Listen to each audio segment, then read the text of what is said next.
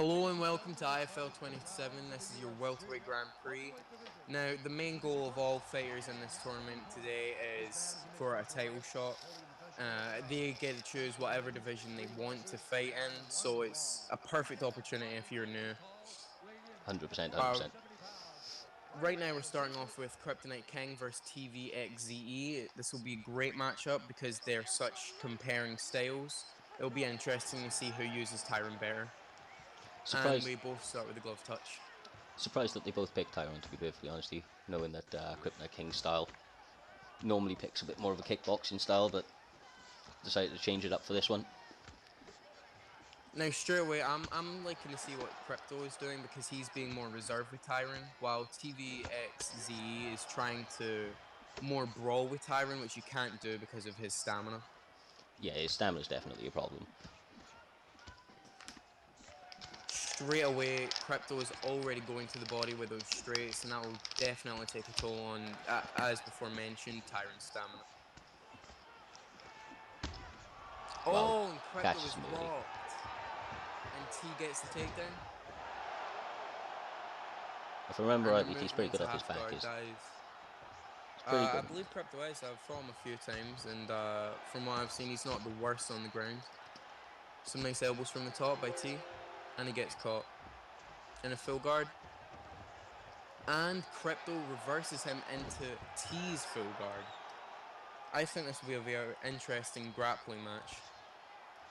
Nice work from the body on the top, and they're moving in a half guard. Now, he needs to either posture up or move in a side control if he wants to deal more damage. Oh, and he goes in the top mount. And he's instantly reversed. That's why I was considering moving into posture up or side control. Kryptonite King's looking a little bit urgent to get up here. He's tried to get straight up from half guard. It's a little bit of an easy one to block. Kryptonite King is on top. I Oh, know my it's my bad, confusing. my bad. It's the mirror matches. It's Yeah, yeah, always a yeah, bit of yeah. a struggle. I've been looking at the gloves, and he's got back mount, and he transitions into top mount. Oh, T is already running out of his stamina. And Kryptonite is going for an armbar. This is a 5 gate, so I don't think he'll get it, but you never know in MMA. Still a minute and a half on the clock. He gets out of it. T is definitely gassing out here with Tyron, and that is a problem. Look for Crypto to take advantage of that with more body shots and more denies that will just drain T's energy. Stamina is one of the most important things in this game. I think it's a little bit underrated by a lot of people. You see people blow their loads in the first, maybe the second round, but some of the more experienced That's fights like why that. a good stamina conserving style is very, very good for this game. Agreed, agreed. Now, T looks very defensive and worried that he's already lost all that stamina. I think he's just trying to get a rock again on Crypto to secure a round. That was a good round. I'd personally give it to Crypto, but I could see how you could give that to T for the rock. In all honesty, a little bit a struggle to keep track of exactly who was who, but I did from what when when I had a little look at the gloves, like you said. I think King might have got the better of that one. Now, you see, that is something that I don't like from T personally. Whenever he's hit to the body, he just throws the uppercuts wildly. That'll stop Crypto going to the body, but it won't get him caught with it. You need to set that uppercut up.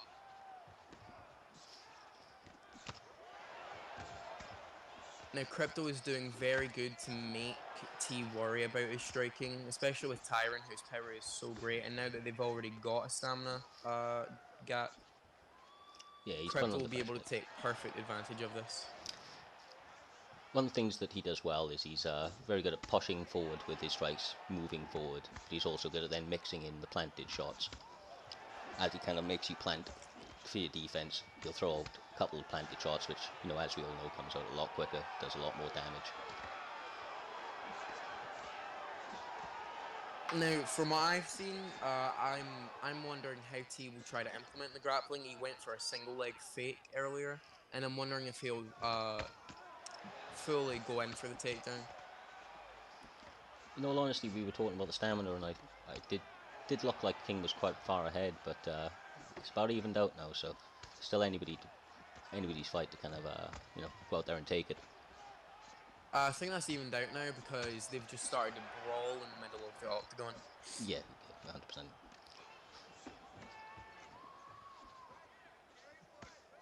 The also good thing about Kryptonite is that he's very good at mixing up his strikes, so you never know where he's going to hit next, while T has more of a pattern.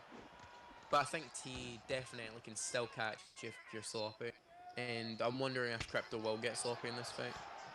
As you know, me and Kryptonite King have been playing for quite a long time, so I'm very familiar with his playstyle. TV's still a little bit new to me. I haven't faced him too many times myself, so uh, still kind of getting a little bit to grips with his fight style and kind of still not 100% sure what he's going to mix in. I think we're seeing a very good showcase for T so far, since he is surviving this along with Kryptonite.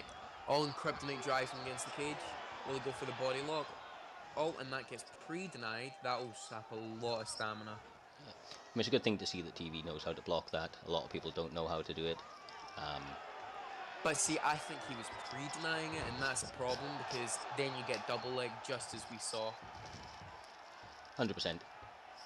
A lot of people are worried about it. That position as a whole, as you know, if you kind of take your time in it, you're a little bit slower to block, so it's a good way to drain your Oh, and opponent's this is stamina. a deep anaconda when T is low on stamina. This could definitely. Oh, we have 10 seconds left. Yeah, This is I think more just for points at this point. that'll That was score a big good though. round.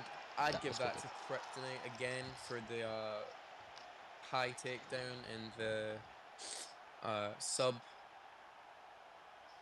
especially since they were so even in the striking match that I couldn't really give it to either any one of them. Yeah, I can see there is a little bit of lag from the host stream there, Dumb Mango. Obviously, as we go through this now, some streams, as we're rerouting them, may have occasional intermittent problems, but Yeah, it shouldn't stick out. Normally, with Kryptonite King's fights, they run pretty smoothly. And for the third round, we start again with the glove touch. Wow, Oh, that's and big. T's already dropped. That will definitely win a round for Kryptonite. T's stamina is already dropping from trying to defend, but he should really be trying to set up more counters. If you're a good Tyrant with a nice pull counter, you are devastating. We really saw a lot of classic Tyron Woodley in Marshall Main's showcase of him. Oh, and he's hit again when he went for the overhand. That bodywork is really taking a toll. Now, if I was Crypto, I'd ease up on the hooks to the block because that. Oh, and he's rocked again. This could definitely set him down for the final time. He's pushing very heavy for this finish right now, but I think if you're this far ahead, you should maybe take a little bit of a back foot. Oh, Wow, that was that's a huge. double rock, but one handed knockdown. That's a crazy knockout.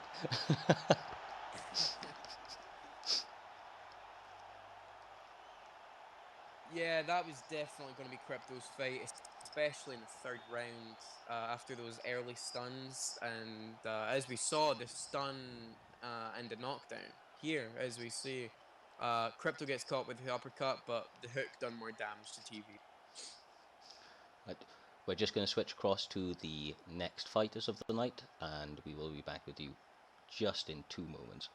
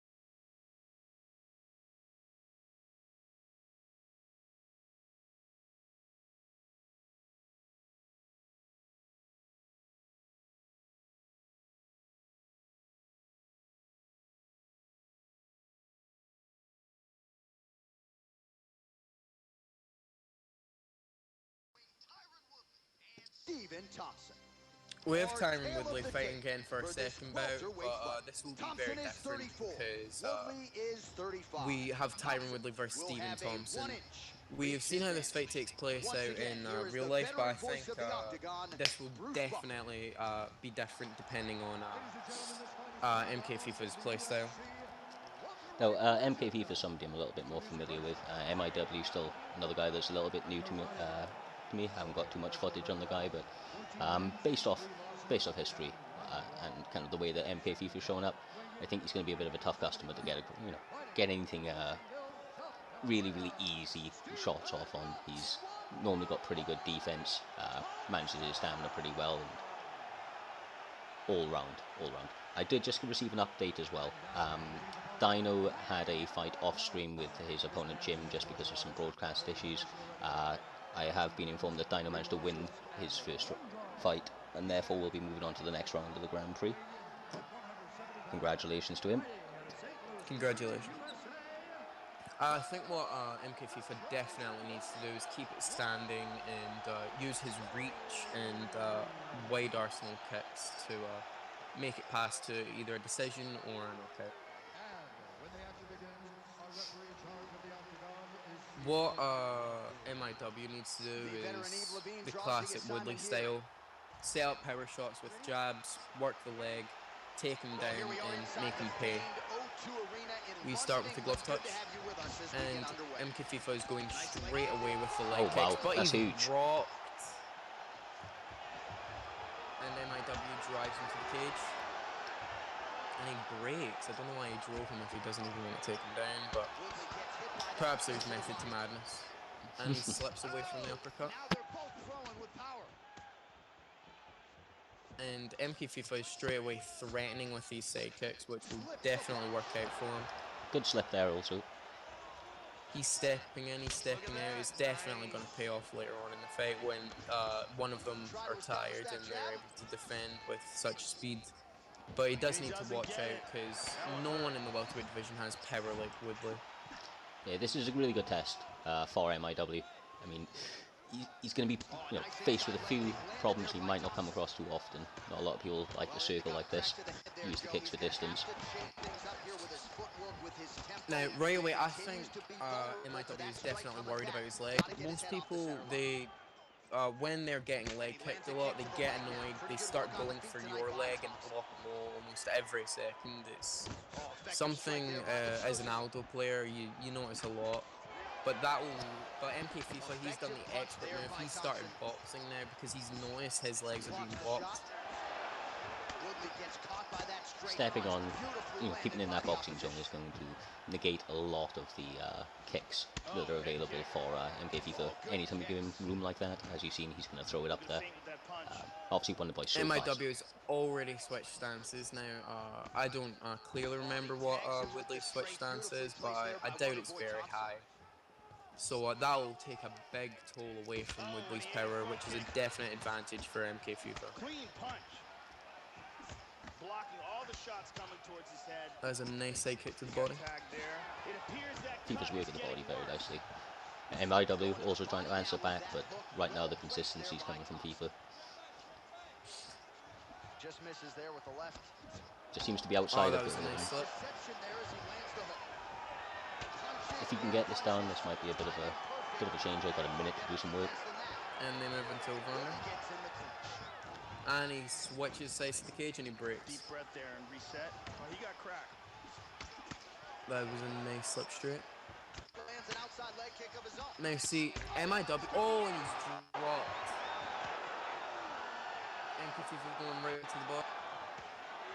The way MIW is working the legs worries me, and I think that's what led up to the drop. Oh, and MK FIFA is rocked. And MIW gets the takedown.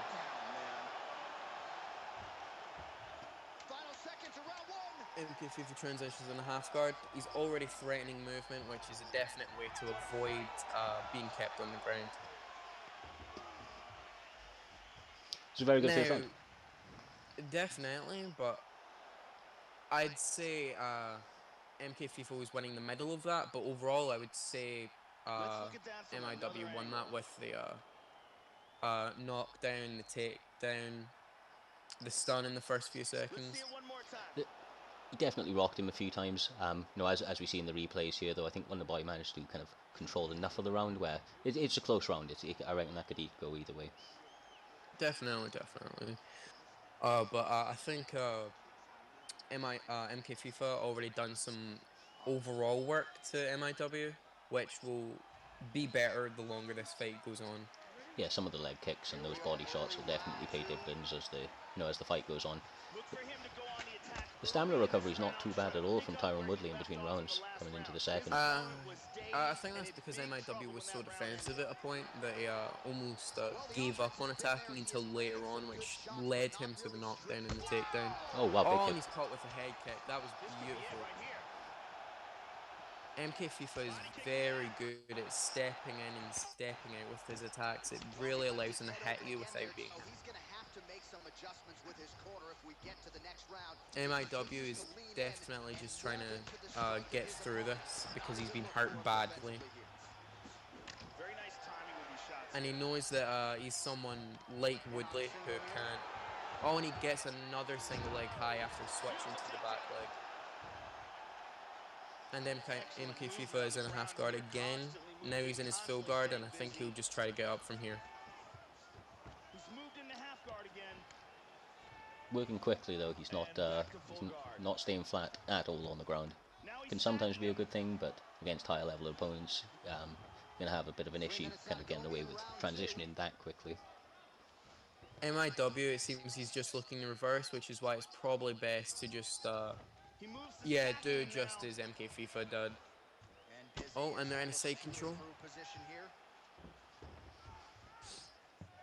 See what ground and pound he can get off early.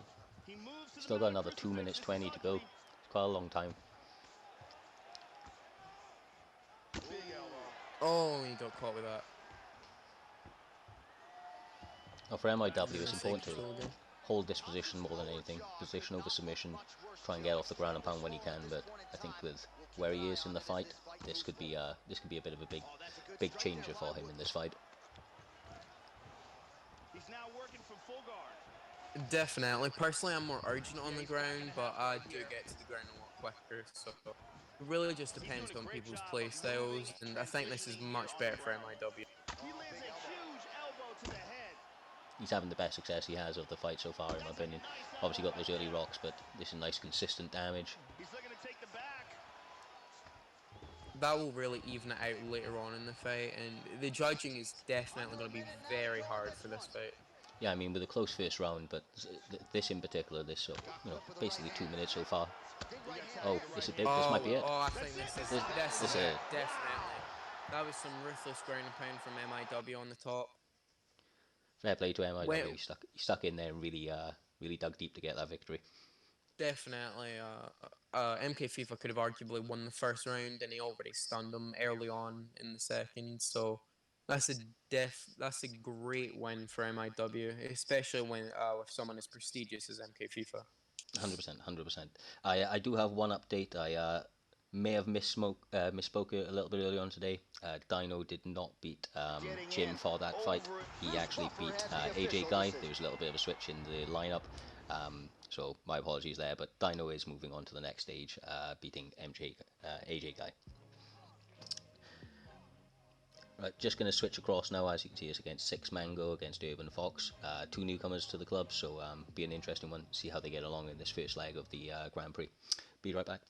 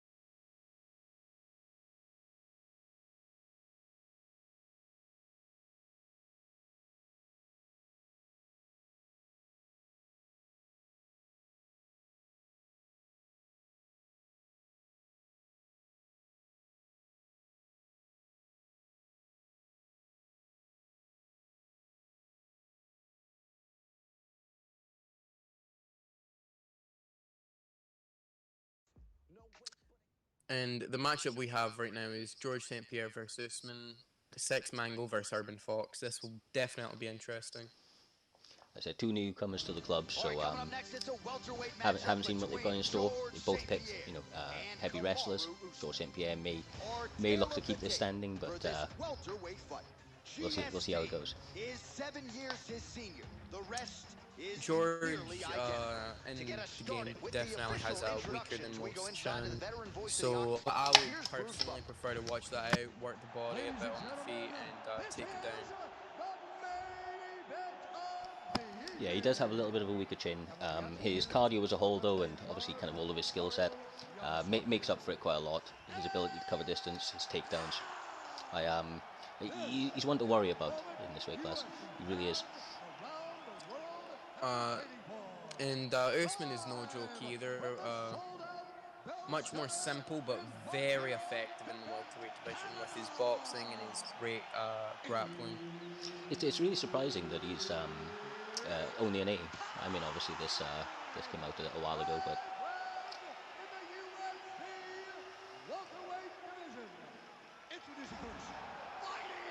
Now, see, what I'd like to see as well from Six Mango is while he's using GSP, use the Superman punches, use the leg kicks, because the Superman jab into rear leg kick is a beautiful combo that is barely ever checked.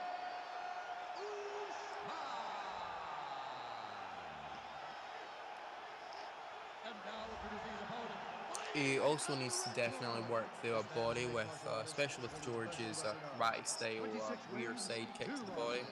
That's a great way to measure distance and make sure that your opponent is against the cage where you can work with them and eventually take them down. right. There was a little bit of a mess up on the startup. My bad for not spotting it, but they have actually gone on to a 5-round fight. If after 3 rounds they have not had a finish, we are going to call an end to the competition and basically judge for it as a club, and then we'll move on.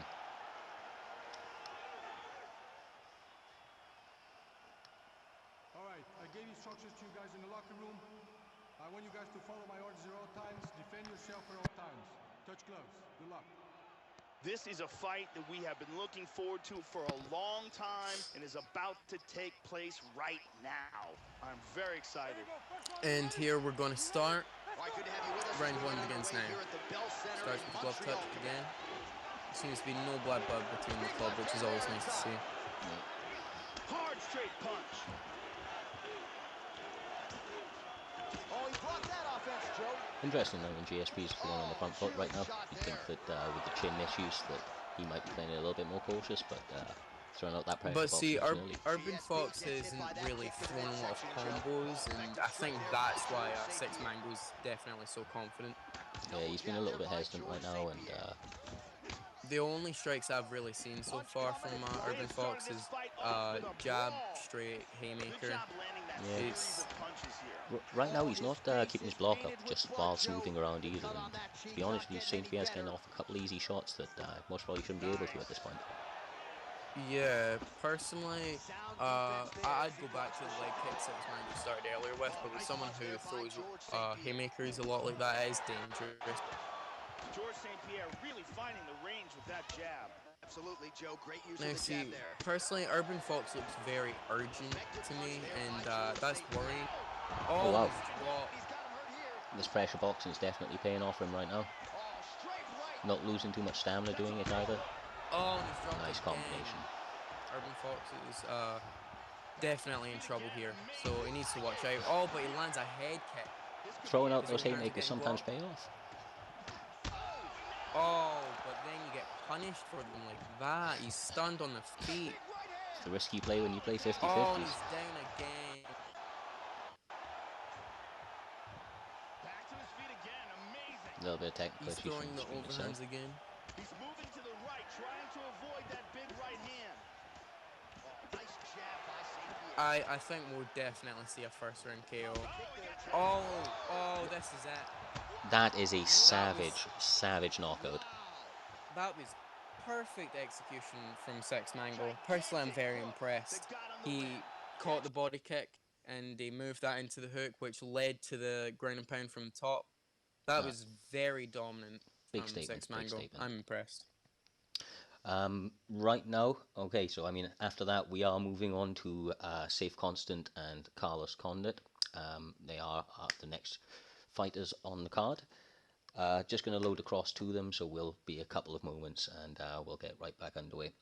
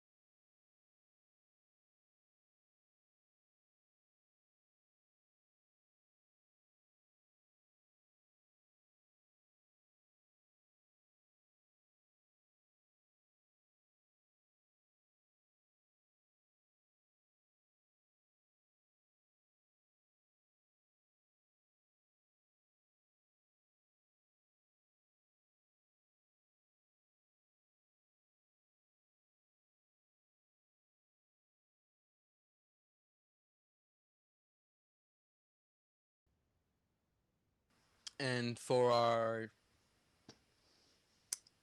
Sorry, it's the fourth fight, correct? It is the fourth fight. We should That have... is the fourth fight. Yes, it is. Yeah, fourth fight of the night. We have Safe We have Constant. Carlos Condit versus Safe Constant, and they're 2-2, which may be the sign of a great fight to come. Now, a good Carlos Condit, they look to keep it standing and avoid the ground. Carlos Condit is a very odd character to use in the game, but he's very good to use if you can. Ladies and gentlemen, the fight RDA, is of 3 course, is rounds very of the well UFC rounded.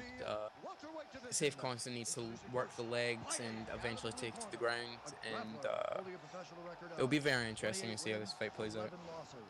He stands 5 feet 8 inches tall. One of the things about weighing RDA, at I've used 170 RDA pounds. quite a bit in the Fighting past, out of and Rio de my Janeiro, personal experience with him, very, very good all-round fighter. Not very good at taking damage though, so you've got to make sure that your defense is completely on point. Can't be taking any unnecessary shots, and knowing these guys, it's going to be like you say, it's going to be a very interesting one. Carlos Condit does like to put on that pressure. Safe Constant is more of a counter striker, so we'll see who comes out on top during those during those scrambles. Fighting out of Albuquerque, Now, New Mexico, RDA is, ladies and gentlemen, like you said, presenting he's not great in the health stats, which is why I personally like to use him almost like an Aldo. Step in, step out, work the legs. It's it'll be a very interesting fight, especially with Condit's wide arsenal.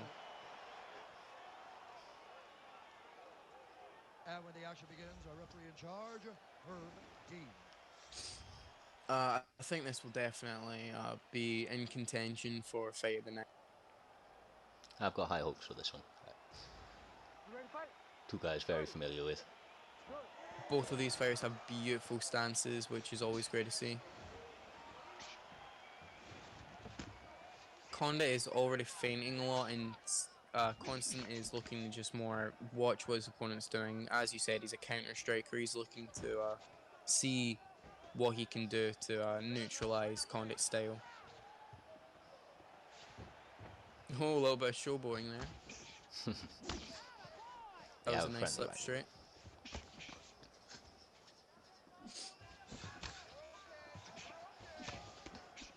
Constant is definitely taking the much more reserved approach to this fight, but this could work out for him by slowly working the body and the legs.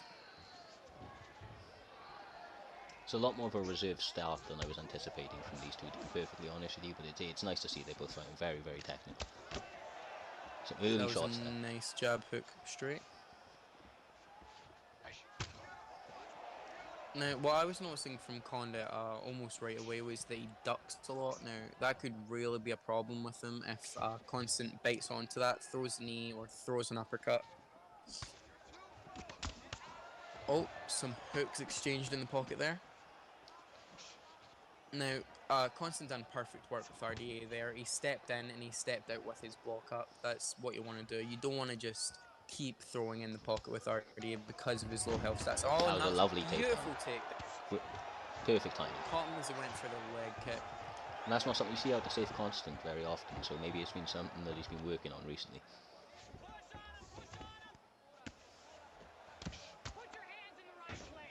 Condit is doing well from his full guard here by threatening transitions, and he gets up. That was beautiful work from the full guard.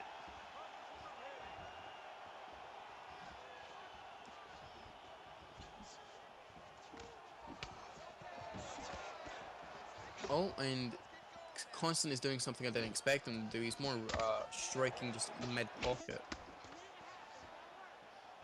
Yeah, I think he's mixing up the tempos a little bit. But I think Condit is already adjusting to Constant's outside fighting, which can definitely pay off because as Constant is a counter striker, a good way to counter that is outside fighting. Step in, step out, work his block, work his leg. This will be a great matchup, definitely. I mean, right now the Condit is doing great work with his front teeth kicks, keeping that distance, which, like I say, using the outside fighting. But as RDA's great stats, Constant has been using that rear body kick, which is definitely going to pay dividends. And that was a nice back slip elbow from Constant. His signature That was a move. good first round. I'd think I'd give that to Constant because of the takedown, and they were very even in the striking.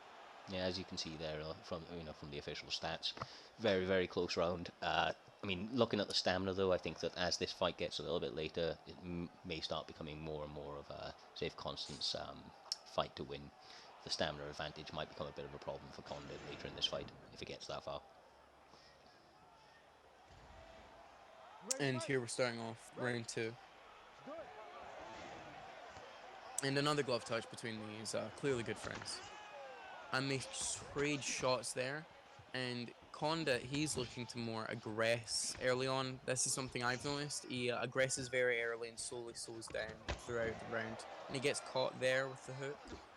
That's going to make him think twice for the about throwing running those straight. body kicks that he's been going back to all night. Now, Constant is very good with his body work with this. He goes low, he goes high. It's great to see from an RDA. You can see he's very well versed in using RDA. Oh, and that was a beautiful time single leg, but Condit is too quick. Now, Condit has been using those fakes nice because Constant has been looking to take him down when he's going in for those kicks, as they're an easy takedown. But Condit, being a great and smart fighter, he's faking the leg kicks, he's faking the teep that he's been using so beautifully, and that's allowing him to stay on the feet. Throwing out those taunts again. Always makes me laugh. Constant is looking to just land past Condit's block now. He's working well with the jab. They're trading shots very close in. It's been unfortunate. A lot of the great work when they come close is being missed right I'm now. surprised at the low amount of leg kicks in this fight. There's been a lot of teeps and a lot of roundhouse kicks to the body, but not a lot of leg kicks. That's right, they're both just kind of trading body shots at the moment. They're both open, obviously kind of in opposing stances, trying to get that liver shot off, I would imagine, but that leg is right there, like you say. Yeah. Well, you almost have to stay in southpaw with RDA because he has such a low switch stance. There's really no point of going to orthodox. No, agreed. I just mean that they're in opposing stances. Conor gets caught with a head kick there. Looking for that slip elbow again. I can already see Constant start to try to set that up again. It's a beautiful counter, and it's always great to see. And there he lands it. It is honestly his signature. It's one thing that I have been knocked out by many a time. Oh, great body work from both sides. And there's, I believe, the first leg kick of the fight. Perhaps the second. And that one gets checked there. They both have very tight defense, and I think that might be why both of them have went to the leg so little. As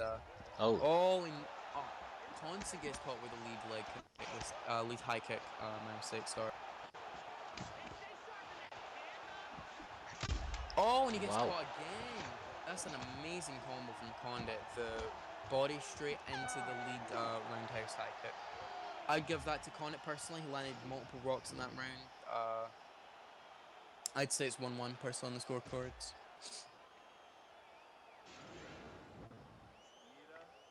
This is definitely starting to pay off of our prediction of fight of the night so far. Yeah, 100%. This has been very back and forth, and it's great to see. It started off very, very technical. It's remained technical, but as the fight's gone on, they've got a little bit looser. Been throwing kind of a higher volume of strikes, and I imagine this third round is going to be exactly the same. I think Collis Condit's going to want to, try and put either a big statement on it, or maybe get Constant out there, because obviously I think Constant may be a little bit ahead on the scorecard right now. Oh, and the game has just experienced a glitch. They've restarted the round. Not to worry, though, not much happened early on, so that's a big problem with the game, but you can't really do anything about it.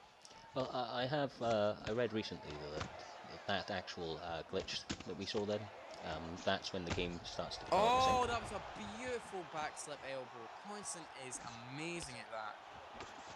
Now, I've landed that a few times myself. There's nothing better than landing that. I think, personally, that's the best counter in the game, just aesthetically wise. It does look very, very clean. Now, what were you saying, Cyrus, about that glitch? Basically, it's when the game gets out of sync, the game will take an opportunity to reset itself so that it's back in sync. And he rocks him with a beautiful slip hook. Oh, and he gets a takedown while Condit's gassed. I think this is definitely Safe Constant's fight now. But Condit does have great work from the bottom. It reminds me a lot of Honest Jim, who I've sparred quite a lot. He's a great... Oh, and we see an armbar. Honest Jim is a great Condit, and I see matching styles with Carlos Condit and Honest Jim. Now, I think he might be able to get this armbar. Oh, and he slips out of it. Sharp as ever slips out. In the posture up full guard, Safe Constant should just be looking to hold position, get the decision win. But he might want the finish, and I would perfectly understand that. I'd watch out because I believe Condit has the armbar from... Yeah, and he steps out. It's a nice body kick there from Safe Constant. Switching up as well as always. Oh, and that's a nice straight caught perfectly on the vulnerability. Nice hooks into the block, passing through. Oh, and he gets caught there. This is a slugfest. I'm very interested in to see who will win, because even though it may look sloppy, Condit can set up something big and get the flash KO. He's betting him into the knee and the uppercuts. I have a feeling that there's a big counter coming. Gets bit of pride there.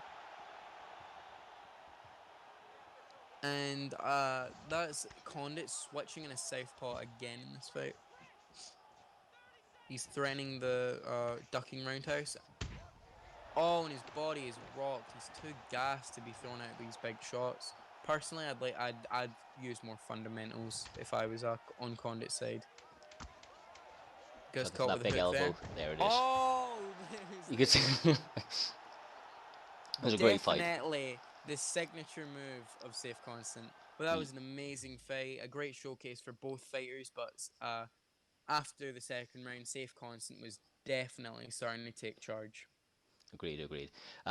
Right now, we are going to move on to Freeze v Rantmouse. Rantmouse has been talking a lot of trash, so I'll be interested to see how this one goes.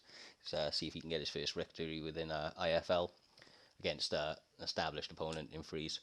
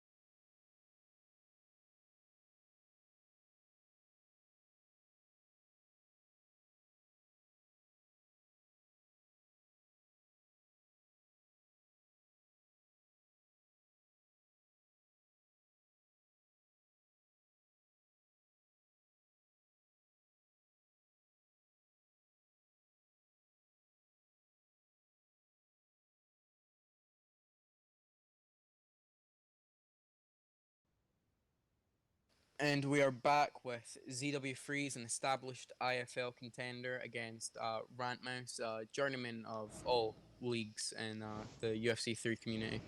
And both of them are ready to fight. Clearly fought before. ZW Freeze 3 wins up on Rantmouse's 1 win. But this will be a great fight. Seeing Kamaru Usman versus Nick Diaz, definitely an amazing fight.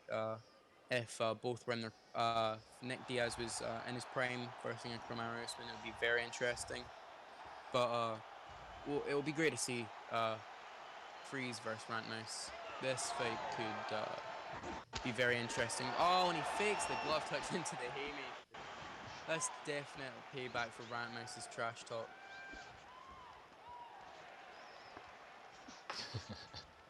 Now Freeze is doing perfect work. He's just baiting him by making Rantmouse miss air. But Rantmouse really does go for that pull counter a lot, so it's worrying. This is very fast paced, so I could see us getting an early finish. Agreed. I just hope that Freeze doesn't look past Rantmouse. Rantmouse has obviously had a troublesome time to his entry into IFL, but like I said, looking to get his first win. He's going to be hungry. Obviously, Freeze is an established opponent. He may be looking past him. I'm hoping not. Well, you don't want to see something like John Jones versus Alexander Gustafsson 1. You don't want to see a great champion, a great contender overlook someone who, to the public's eye, is a bum. But they're very. Ratmouse could really show off a secret skill set that maybe we've not seen so far. Oh, and he sets up the overhand with that lead leg kick. Now, as I mentioned earlier, Ratmouse is already trying to use that pull counter, which can definitely work for him. But ZW Freeze is not letting him do that by pressuring, using Usman's boxing, and he might not even go for a takedown in this fight if he's so comfortable on the feet. Both threatening straight punches. I do think the cleanest. Freeze is pretty good on the ground, and obviously I think striking is where his bread and butter is. But I would like to see him take him down here, do some work on the ground. I think that might be one of the areas he holds the largest advantage in. Definitely. If he's looking to finish Ratmouse quick, you just want to take him to the ground. I've personally fought Ratmouse before. I fought him in the ESFL, and you definitely do want to just take him down, work him there, and if you want it, the flash KO, knock him out on the feet. But I'd like to see more aggression from Freeze again, because Ratmouse, the only really thing he's been threatening is that pull counter. But if you keep pressuring, moving forward, and working straight punches, it will get through that. Everything's down the barrel right now. Little taunt from Freeze. Returned by Ratmouse. That's a nice hook set with the jab. Goes to go to it again, but he is countered. Oh, and Ratmouse is trying to take Freeze down, which is surprising. And Freeze is just looking to work the body in here before the final minutes of the bell. 8 seconds, just trying to get some shots off, scoring the eyes of the judges, do as much damage as he can. Good first round. It was a good first round. Definitely. I would personally give that to Freeze. But Ratmouse could definitely take it if he sets up a big shot.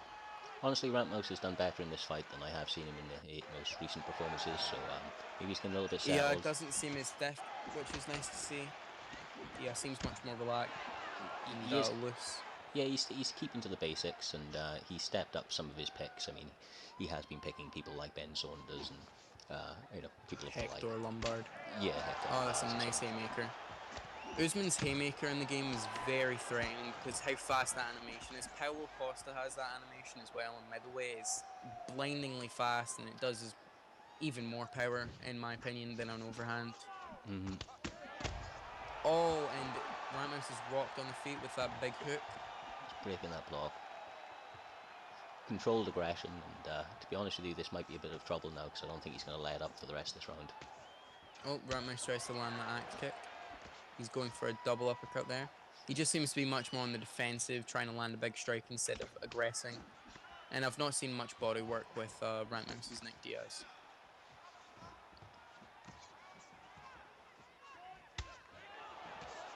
Ratmouse is really starting to use that push, and after being rocked in the second round.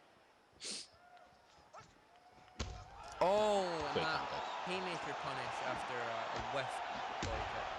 Oh, and he got caught with that uppercut while he was trying to exchange. But Freeze isn't charging in, and that could really pay dividends because once Ratmouse thinks he's safe and tries to attack, that's when Freeze uses the haymaker, which stunned Ratmouse there.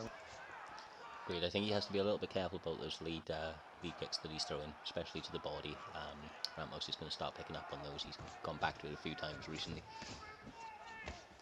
That's a definite thing I've noticed from Freeze. I've fought Freeze before in a different promotion, and in that fight he was really using the lead leg kick into the straight. It's a great combo, but if you catch on to it, it definitely takes a toll.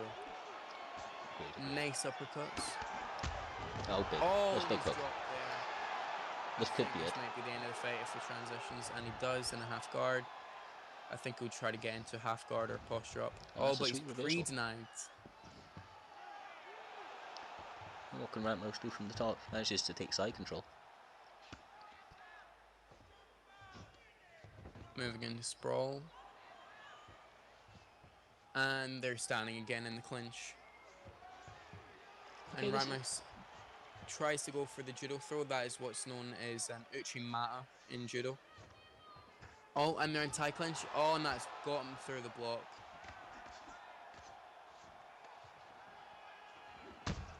Oh, Both rocked again. double That's the stun. second time tonight. Personally, I'd say that Rantmouse is more on the back end because he's in the flashing health, while Usman is more calm and collect than his Brock, which was it was very good to see Freeze's grit and ability in this game, because like we saw from Rantmouse, sometimes you're worried and you just want to land the knockout, so you just start swinging. But Freeze saw that he was hurt, and instead of trying to counter that, he just defended, made sure he didn't go out, which was very impressive to see. That's a nice hook that leads to that knockdown, which we thought was the end of the fight.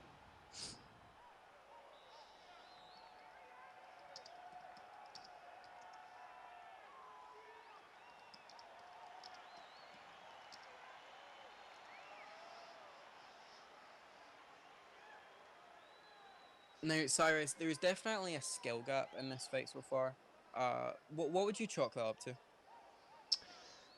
In all honesty, I'm actually very surprised by Rantmouse. I think he has stepped it up quite a lot from past performances. He's blocked a few things, and whether it be luck, or intentionally blocking it, I'd lean towards more intentionally blocking it, just because it's not something that we've seen him do before.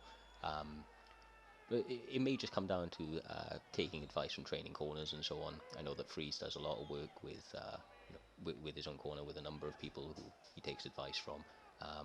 And so far, as far as I'm aware, Rantmouse doesn't do that so much. He trains with himself on ranked a lot. So maybe just find a few training partners and work towards that. What about yourself? Personally, I'd agree with you there, but I'm not sure when Rantmouse started playing, but there might just be a literal time difference between them. But I remember a while ago when Freeze wasn't as sharp as he was now, and personally I was like that a few months ago. It doesn't take long to get better at this game. All you need is some practice, some advice, and you'll get the basics. And I think that's what we might be seeing from Rantmouse now. He's seemed a lot sharper in this fight than we've seen in past performances. So I would be looking forward to Rantmouse's next fight. Agreed. I'm not too sure what is happening with this fight. It looks like they've hit a bit of I a... believe we're having some technical difficulties with the literal game. It does this sometimes. It's a pain, but you can't really do much about it. No, of And course. I'm not sure what we should do if the fight is stopped.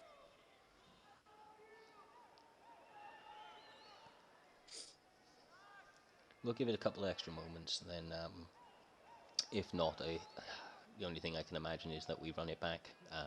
But we may have to... We could just give it to Freeze, personally.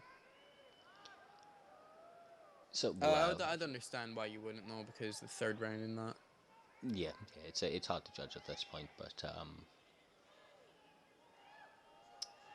okay. What we're going to do is move on to the next part of the card. We will come back to this in just a moment to sort out what's going to happen with these guys. Obviously, we'll update you as and when we go on across to that. Right now, we're going to move across to Dale Denton v Mark Doesn't Care. We'll be right back with you.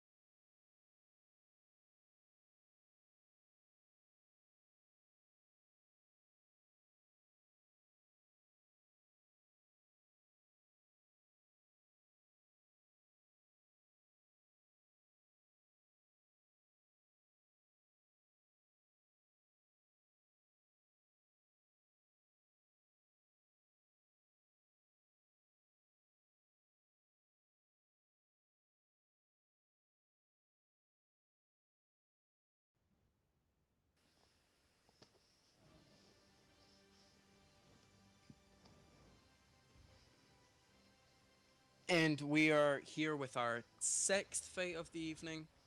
Don't blame me if I get that wrong. We've had a lot of fights, but we'll see. Mark doesn't care versus Dale Denton. I fought Dale at the last IFL. He's very talented, and so is Mark.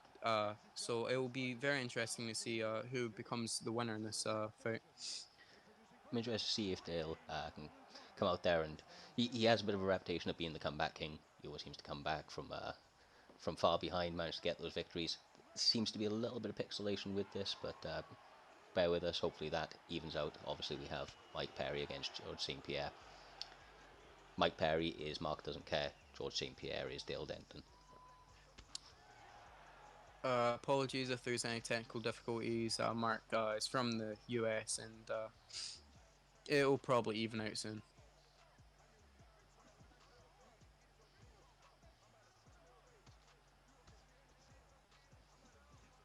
And Dale Denton's backpedaling quite a lot now, obviously taking into consideration George St. Pierre's chin. Doesn't want to get caught early with all that power from Mike Perry. Especially with Mark's aggressive play style. I've fought him a few times. He he says he likes to stand and bang, and that's definitely true.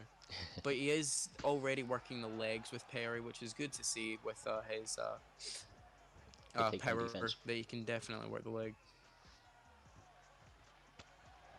Oh, and he got caught with that overhand. And Dale is taking it to the ground. He can't really seem to get on top so far, which is definitely annoying early on, especially if you're against Perry. Personally, if I was looking to take it to the ground quick and easy, I'd go for the driving takedown or just clinch against the cage. Both exchange kicks there.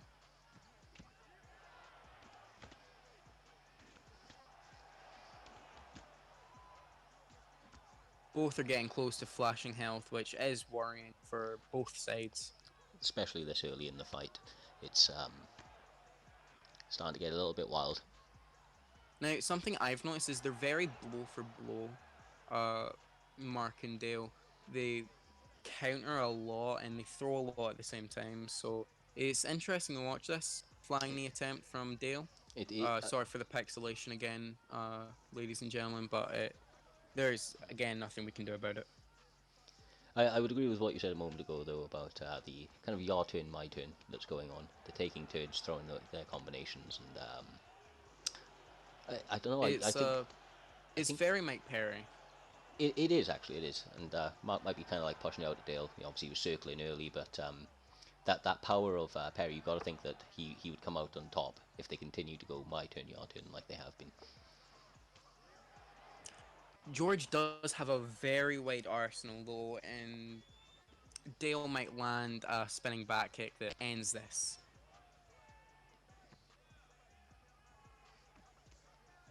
Mark is looking to check those leg kicks, and he does there.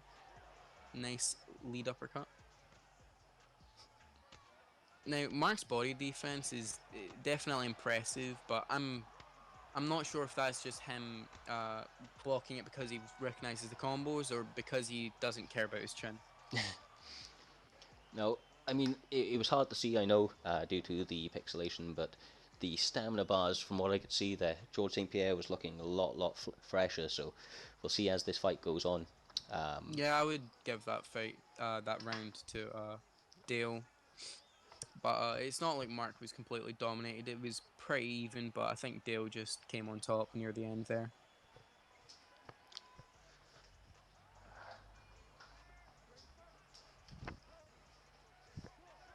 And we're starting for the second round. No glove touch. Straight to work. Even the taunts. Oh, and Mark is taunting. Dale is keeping composed, and that could definitely pay out, especially with Perry's power.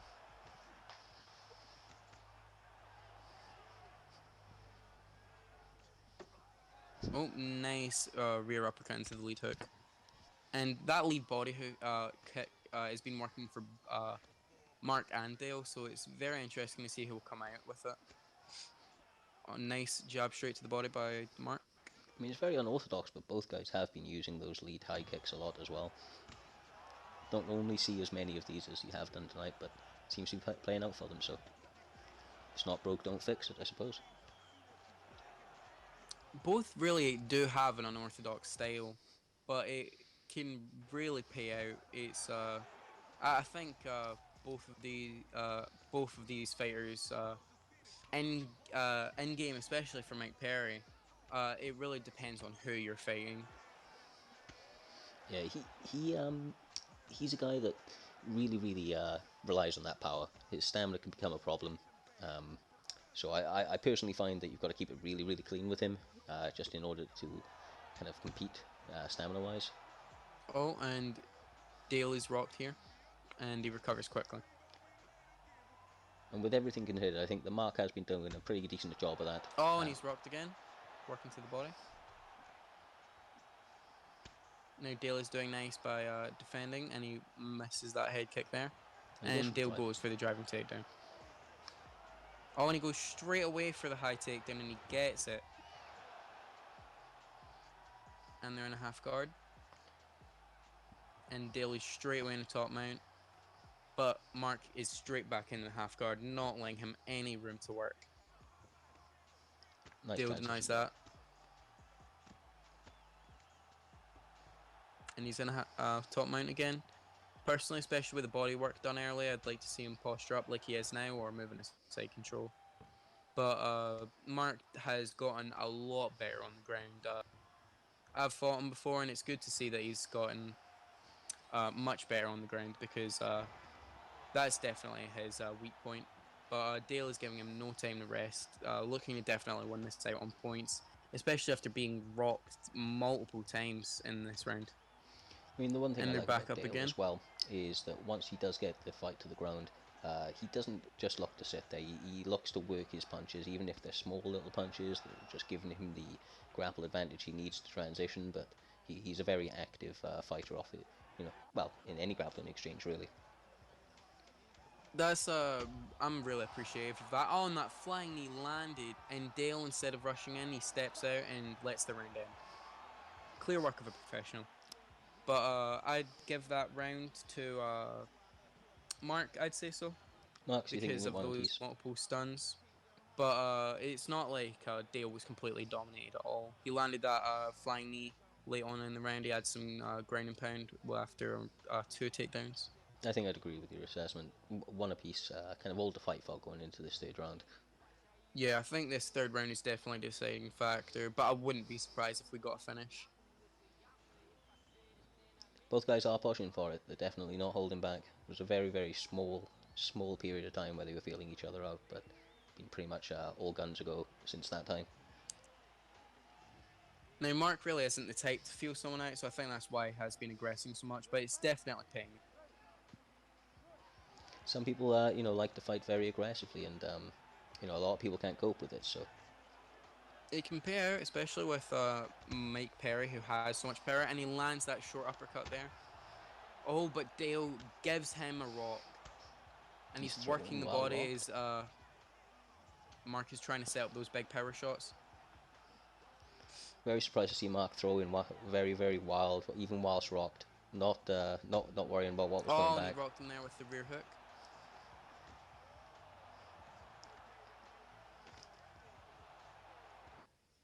Mark's giving it everything he's got. He knows he's only got a couple more breaks in him, and I think his stamina's a little bit beyond. And the break from the clinch. Nice body straight. And Mark gives him a nice 1-2 to the body.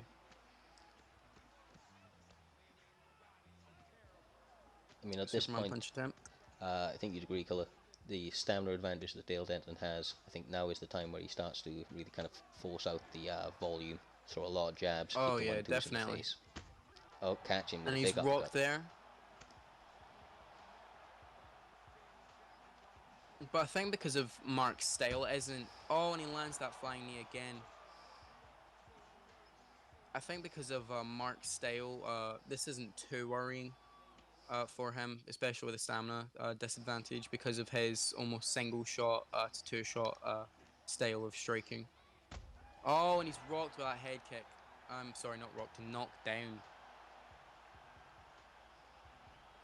But Mark really isn't the type to back down from a fight, and he's just looking to take Dale out at this point. Got to appreciate the go out on your sword sort of attitude. Nice body kick from Mark. And Dale is right back to the body again. Starting to put up that volume like we were thinking you would. That is definitely how you use GSP. Once you get the stamina advantage, you release the volume. It's very accurate to his style. Oh, and Dale is eating some shots here, but he sets up the big overhand for his own rock. Another body spinning body kick.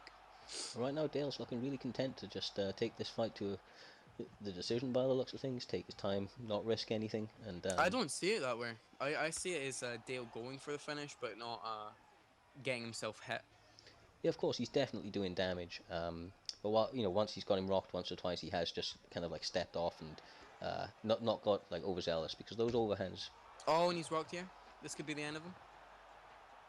But that stamina advantage is really saving Dale here, because it means that Mark can't unload. Because something that I've seen from Mark before is that once he gets you rocked, that's when he volume strikes.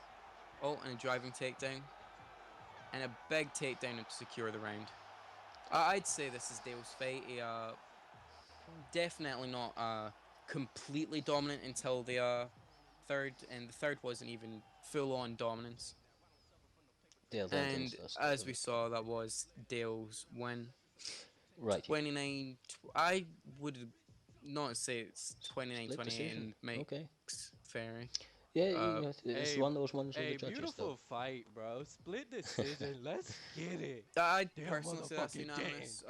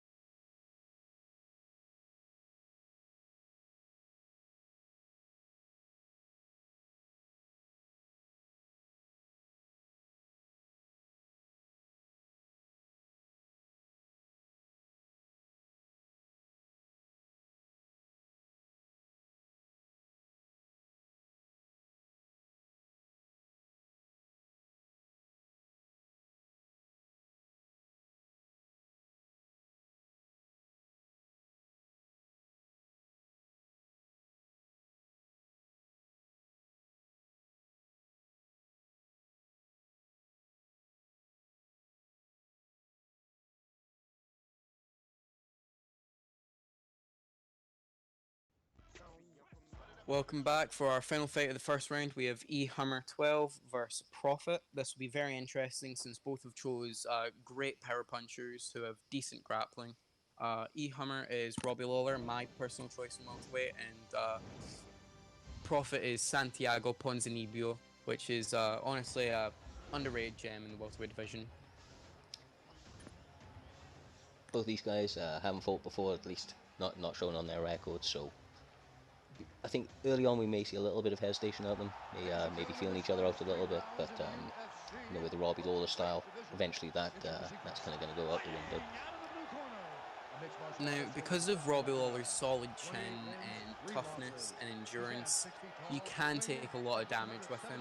But because of his striking speed and his power, which I think is around 93 to 96 maybe, Yeah, I think it's right. he's very threatening, and people usually talk about his grappling, but they think of his middleweight fighter. But his welterweight is 89 grappling and some decent grappling stats, nothing that goes below 89. And we're starting off in the first round with no glove touch. No business, no play. Maybe I was a little bit wrong. Robbie does not look like he wants to give him any space to breathe.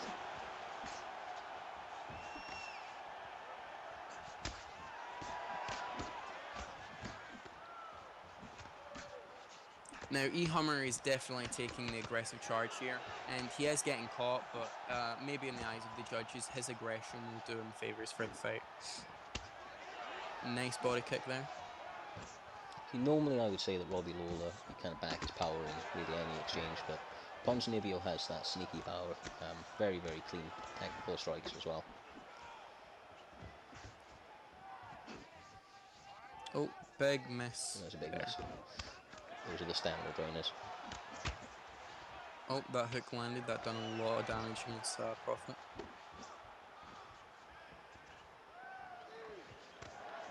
He attempts the jumping roundhouse and he gets caught with a head kick. And E-Hummer gives Prophet an overhand uppercut of his own.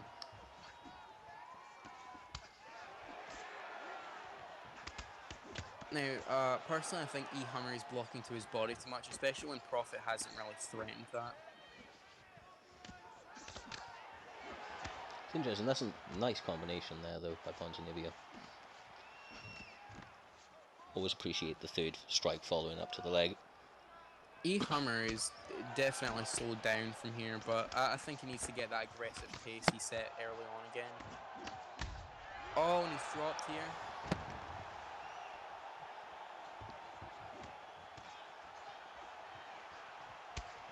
He's working to the body again. Oh, and he got caught when he attempted the jumping roundhouse, but he slipped that head kick. Some nice exchanges in the pocket here.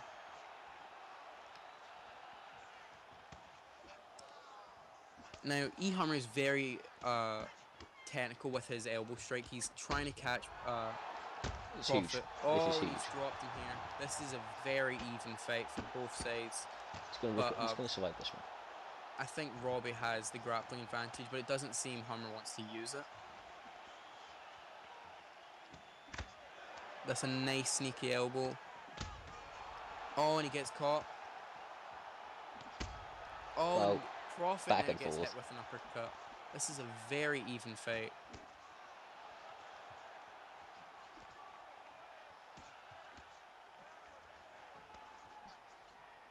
E-Hummer is really going back to that elbow a lot in this fight. And he gets caught there with a lead hook, but he slips the hook. This is a very even fight, and both of them have made it out with clean head movement and defensive fighting. Great show of respect at the end. I'm not sure who I'd give that to. I mean, that round in particular, but potentially Robbie Lawler, as you called really, really early on, possibly got away with just being able to Aggression. put the aggression. Yeah, they were very close in terms of like who landed. But saying that, I think that going into the rest of the fight, Ponzinibbio was actually looking a little bit better. His stamina was a little bit higher. He actually took a little And bit he less wasn't damage. going for such big moves like that. It's actually very, very close stamina-wise, but that little bit of an advantage. Oh, and he got caught there early on. Very clean elbow as well. A lot of people try to mess with Robbie because they think his welterweight is the same as his middleweight, but he's very dangerous and, in my opinion, underrated. Nice body kick there. Prophet is trying to work the 1-2s, and he catches him with the uppercut and then drops him. And he's moving in the ground and pound. And they get up. think he's starting to sense that he's having a bit of the advantage in the stamina. Oh, and Really, he really got caught pushing with it. the overhand. Nice body kick there.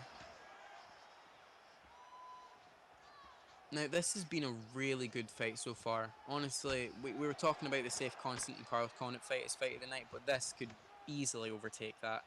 We've seen a lot of brawling, but technical striking mixed in with that. This is a kickboxing match, basically. Throwing with a lot of controlled aggression, I think is the best way to describe it. Oh, he got him there. Because that wasn't the end of the fight. He caught him clean with that head kick. Yeah, it's a very surprised it didn't go out, but Ponzinibbio's obviously got a chin, managed to recover there.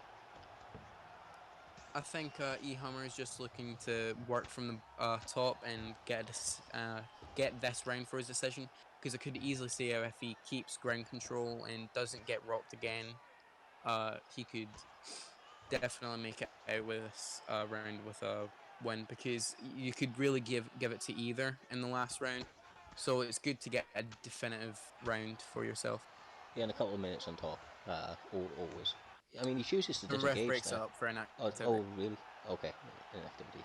I would understand that though, because Prophet wasn't letting him out of his full guard, and It's starting to stale out, it was, yeah. yeah. Oh, and he caught him with the overhand there. Hammer has a very odd style, and he catches you from awkward positions. But it's very interesting to watch, because I think Prophet has that as much as Hammer has. And we've still got a minute to go in the second round. Both staminas are starting to get a little bit low. I mean, potentially, I don't know if you would agree, but I would normally back off a little tiny bit here and try to... Oh, and he got caught with the overhand there. But yeah, I would agree with you, Cyrus. Oh, and he got caught with that straight, which knocked him down. Now, I would not like this if I was Hammer personally. After I got stood up. Oh, and there he it got is. knocked down Wow. with a head kick. Wow. It was a big miss and a huge punish. That was a very impressive performance for both, honestly. I would love to see both of them fighting at IFL again. Yeah, that was a very good knockout. Great performance. Now, personally, where I think Hammer's downfall happened is as he aggressed after already getting that knockdown and takedown. I think you'd agree. I think I'd agree. Those head kicks he threw, one or two, kind of in short. He's obviously trying to look for that finish, and unfortunately didn't go his way tonight. But great performance by Parfit, especially, and managed to walk away with a W, get into the next round. We've actually got Kryptonite King now and MIW in the second round of the Welterweight Grand Prix. Just going to... But before we transition you, I'd just like to inform you that ZW Freeze defeated Rantmouse via a third round. That is, yes, he managed. A bit wobbly with the game, and it caught lagging and stopping because of bugs and glitches. They decided to rematch, I believe, and Freeze got the third round KO. We will be right back with you, just going to set up with Kryptonite King right now.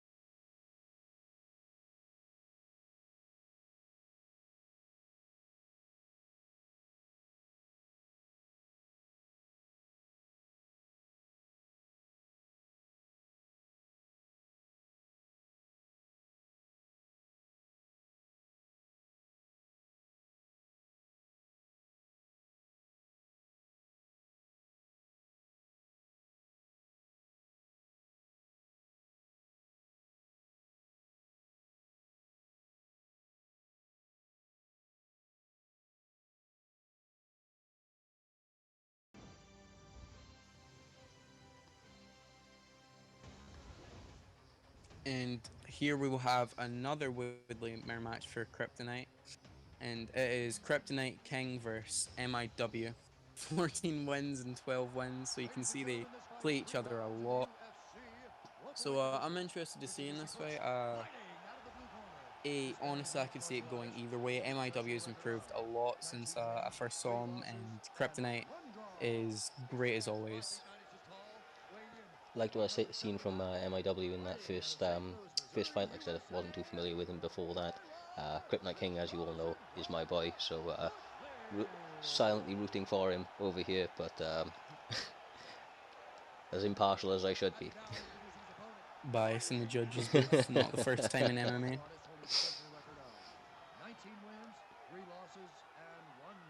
But yeah, I think this will definitely come down to who uses Woodley the best. It will be a very interesting fight, in my opinion. But if you haven't already noticed, you can definitely tell Kryptonite trains MIW, and they both work together a lot. So I think this will be very interesting to see.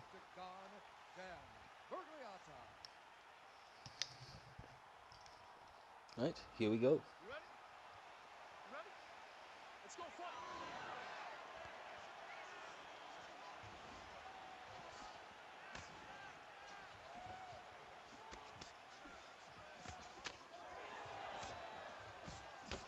And here we're starting off.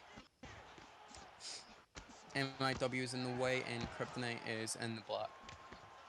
At least they've actually made that distinction.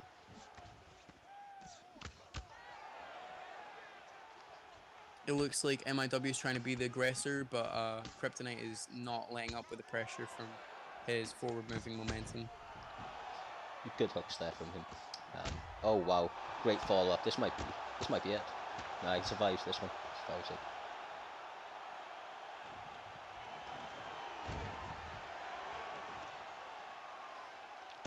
Oh, I might be delayed from where you are. Sorry to ask this mid-stream, but what stream are you on? I'm on Kryptonite Kings. That makes it. So I might have to reload this because I'm on the same stream, but I'm sorry. no, it's all good. These things happen.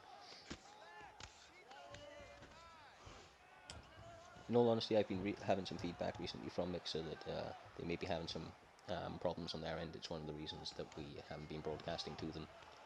So obviously it's a very accessible platform though through anybody that plays on Xbox. So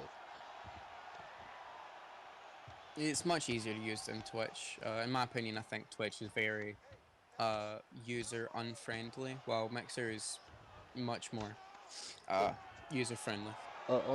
A large part to do with obviously Xbox and being Microsoft and everything else, though it's kind of all built in, isn't it, under the one house. Yeah. And now Kryptonite is on top in full guard, and he's breaking out in a posture up, and MIW gets up from that. Already, Kryptonite King is starting to get a little bit of a stamina advantage. You can really start. Oh, and he rocked him there. Working the body and going rocked. It's always a good sign. Some people do get a bit overzealous with it though, and they end up in an uppercut. Oh, and he got caught with a head kick there. MIW has very nice block breaking combos. He throws those kicks out of nowhere. They're very, very unorthodox. They come out not ones that you would. Oh, and he got caught with the uppercut when going to the body. Oh, and he got caught with a head kick. Oh, and he goes for the armbar. That's on stage. Finish the fight submissions. He definitely could have won that. Oh, and he got the armbar. That was very close, but very impressive for MIW. That's huge for MIW. It really is. Great performance, great fight, and a statement with that finish.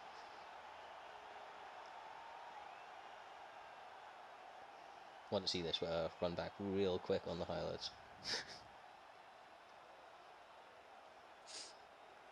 Finish the fight. But something I definitely noticed from MIW is he has kickboxing combos, which is weird to see from a Woodley, but it can really work because of his power. Power definitely translates. We are just going to switch across to the next fight tonight. Obviously, once again, we are in round 2. It's going to be El Dino, and that will be against Six Mango. Both had great fights in their first, so we'll see how they get across here. We will be right back with you.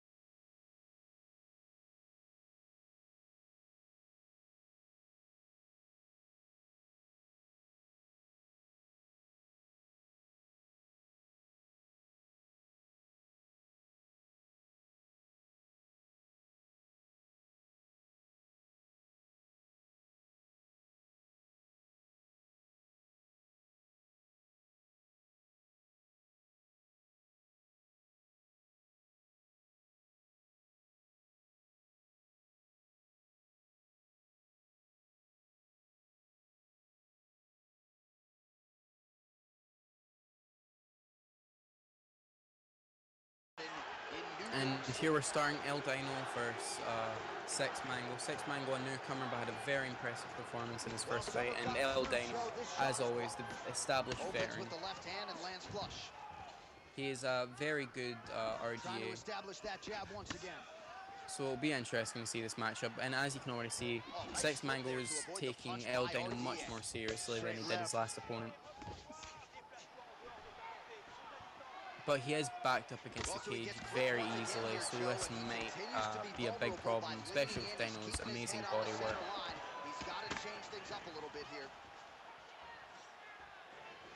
Oh, how clean is that jab by Joe? Oh, that was a great combo. Roundhouse kick, Joe, unable to find the target. I think Mango is upset that Dino was landing early on with the body kicks because he just seems to be throwing his lead body kick now. Be very, very aggressive. That feint takedown. Expect to see Dino throw that into a tie punch shortly afterwards. Dino honestly has some underrated grappling with RDA. I've fought his RDA before, lost by decision, but he's very talented with his RDA. He has a nice slip straight that he sets up, but he can definitely get caught with that if Mango makes the read and throws a lead hook. He's given a good account of himself so far, picking his shots nicely. But I do agree with you. Dino's grappling is actually very, very good. He's not something he's known for. Striking is kind of where it's at with him, but Dino reminds me a lot of Spider, and even they both agree on that. They fight to their fighter, which is very evident between what weight they're in. Both of them have great Israel Adesanya's, and you can definitely see their styles change with what fighter they choose. yes, I agree. So one of the things you have to do in this game is be adaptable. Mango abandons the grappling after having his takedown stopped. Hit him hard with that hook. Doing That well was so a nice far. back slip. I would like to see him to try and keep his back away from that cage, though. He does back up a lot, I've noticed that. And he doesn't do a lot of swing or circling, so If he has a corner, I don't know. They could definitely Well, once again, he gets teach clipped him up to top, Joe, do and that. again, he continues to show Maybe it's that part of his game plan. He has been vulnerability looking to leading counter into off his it. opponent's Maybe he's offense. playing kind of a bit Gotta of cat figure and out a mouse way to out make there, the but adjustments it's a and risky change up game to the play against tempo somebody and that's got get that clean head off striking the as ground. Dino does. Especially with the double leg against the cage. Oh, and that was a nice body lock. After that slam, Joe. His Side. get up is blocked. He caught that one right on the knee. That could have hurt.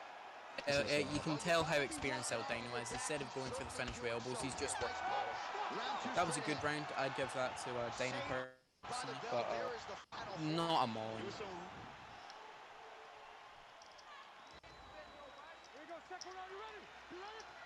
All right, round two. George St. Pierre with some And serious body shots. Mango uses his karate style rear body kick. Good That side was a slip nice there. slip there. He seems to now start slipping after realizing he's being put against the cage too much. Oh, very nice. Nice switch kick there. One of my favourite kicks.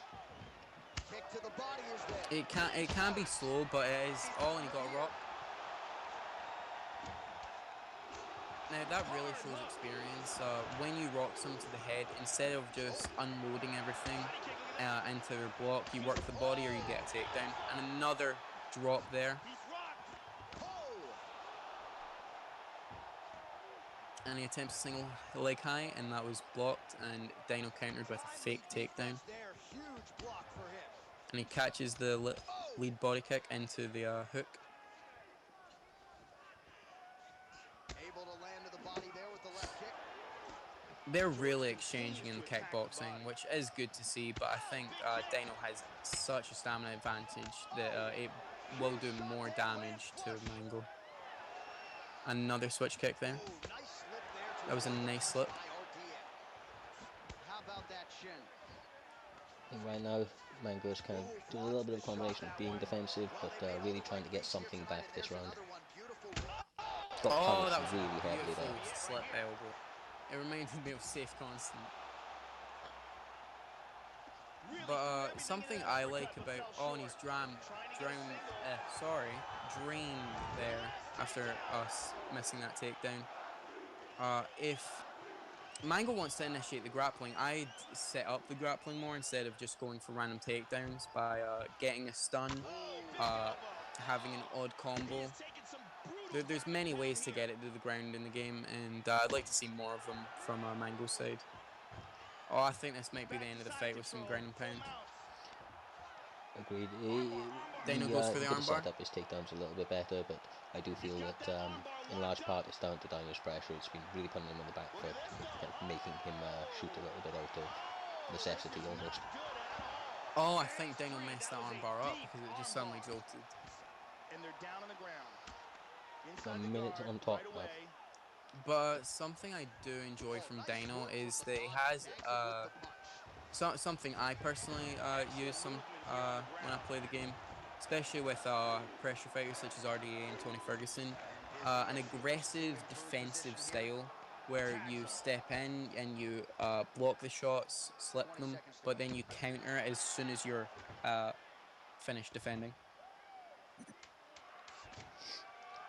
Some nice ground and pound from the top from El Dino. 2 rounds in the books. And both rounds Yeah, got I would- dominated. Yeah, I would give that to Dino again.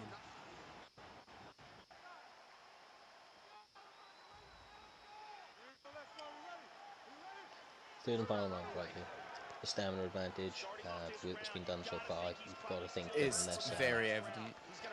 unless Mango can really pull something out of the bag and Dino makes a big mistake. Both of them have really been using their body roundhouses, but I believe Dino is successing more because he's found better ways to time them, and Mango has almost dreamed himself out with those missed takedowns. I think you may have seen a little bit of Safe Constance fight. Managed to do that pull elbow that he is well known for. There aren't many mirror matches that I'm interested in, but El Dino has had good mirror matches before with his fight in the IFL with Spider, where they were both Israel Adesanya. Oh, and that was a beautiful combo. Staying patient. Looks like you might get the Moves job in a done side here from control. side control. So very, very tough position to be in, especially when you're hurt already. I think if Dino makes this out and Mango doesn't come back from this, we might see Dino versus Safe Constant if Safe Constant makes it through. He attempts to get up and it's denied. And Dino is going for the armbar again, which I believe he messed up earlier when he had it in the third gate.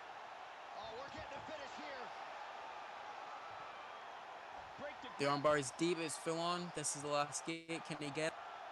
And he does. That was a great performance from Dino. He really made it look easy. Great fight.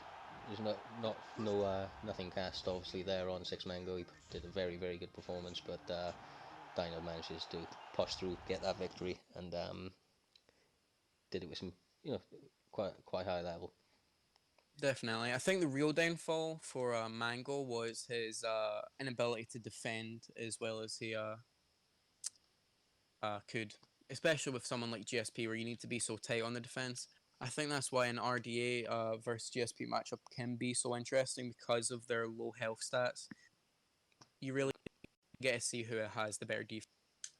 100%. It's both great hammers, not so great nails. We will be right back with you. We are going to move across to Safe Constant and Freeze.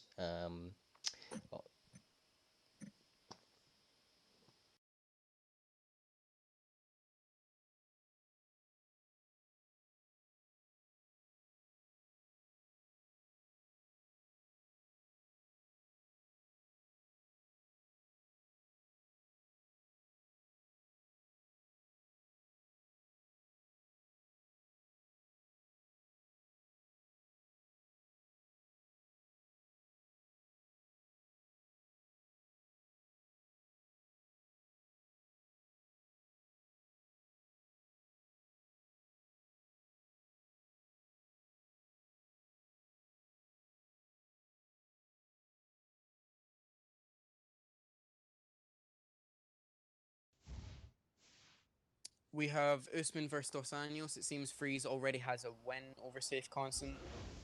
But, connection was lost. I'm not sure what happened. Not sure. I'm sure they'll be right back. Maybe that was a 5-round fight. We'll be back with you in a second.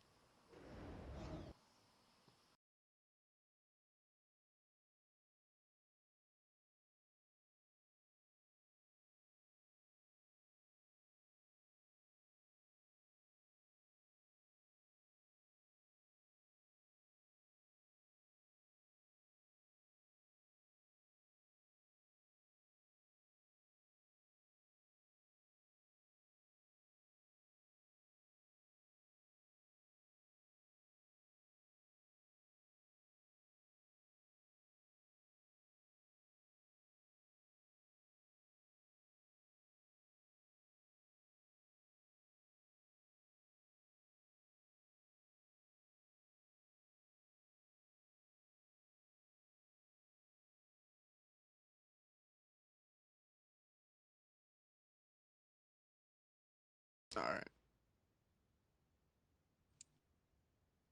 Here we have ZW Freeze versus Safe Constant. I think what will be the main factor in this fight is who has the better striking.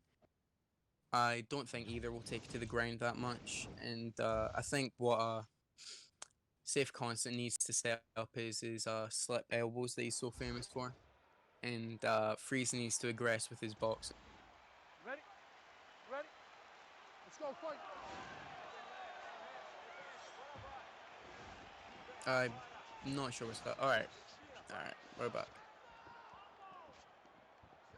It'll be interesting to see who starts the aggression first. Because Safe Constant is known for his counter style, and I'm not sure if Freeze's style will be the perfect counter to that, or will be the perfect style to fight against for Safe Constant.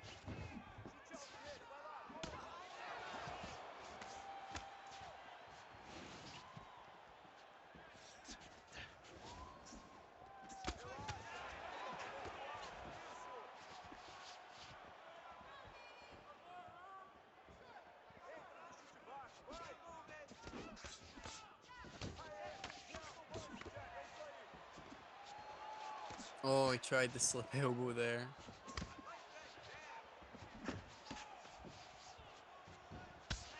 Oh, and he swayed into the body kick, but he got his block up just in time. I think this will be a good match for contrasting styles. Lands the hook there.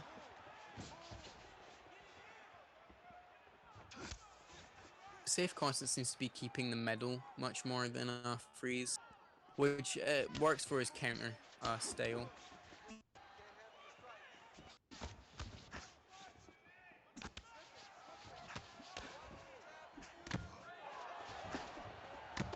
Oh, and he got the slip elbow. Nice jab uppercut. I think this fight will speed up as it goes on. That's much more of both of their style. They seem to speed up in the second and third round. It works for, honestly, both of their picks and both of their styles, so it will be very interesting as this fight goes on. That was a very nice uppercut from Freeze, because that really shows some intelligence of the fight. There's certain moves that if you angle it right and you move into the camera in the right way, it's hard to defend, such as that uppercut there. Now, what I've seen which surprises me is, like in the Carlos Condit fight, Safe Constant wasn't using his leg kicks as much as I thought he should, but obviously he still got a dominant win there. But Freeze has already done some damage to Safe's leg, but I think that's just because he's trying to set up the big overhand. Oh, and he's caught with a head kick.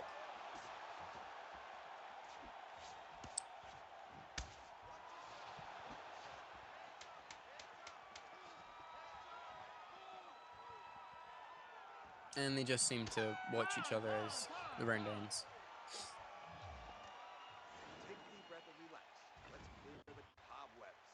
I think that's definitely Safe Constant's round. They had equal striking stats, but I think Safe Constant's was just much more significant, especially when he would catch him with the vulnerability.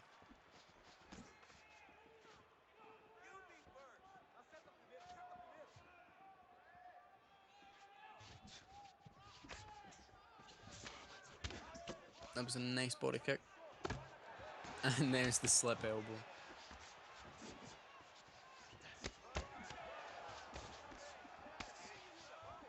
You're seeing a lot of combinations from Safe Constant, and that's really where he shines. When he's finally getting the combinations off and he's broke your block or he's hitting you as you've missed your strikes, it's very impressive to see, especially with someone as fast as RDA.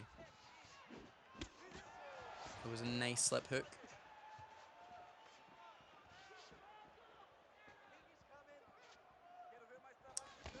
I think my apologies.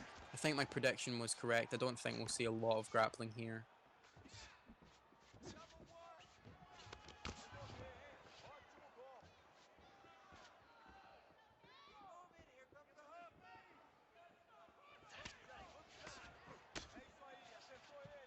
Freeze is very sneaky with those lead leg kicks, though. Oh, and he gets dropped there from a big right hook. Safe Constant needs to switch stances so he can get his power back from the southpaw stance.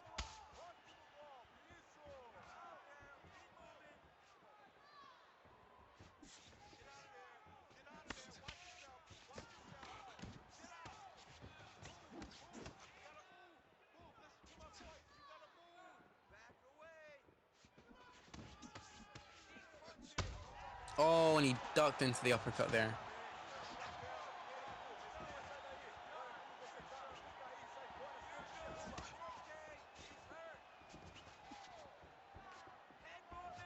Both are just feinting, trying to see who lands first, and it's Safe Constant that does. Safe Constant, he has a very sneaky jab when he's just outside of the pocket, and he makes his opponents miss their strikes while jabbing them for points.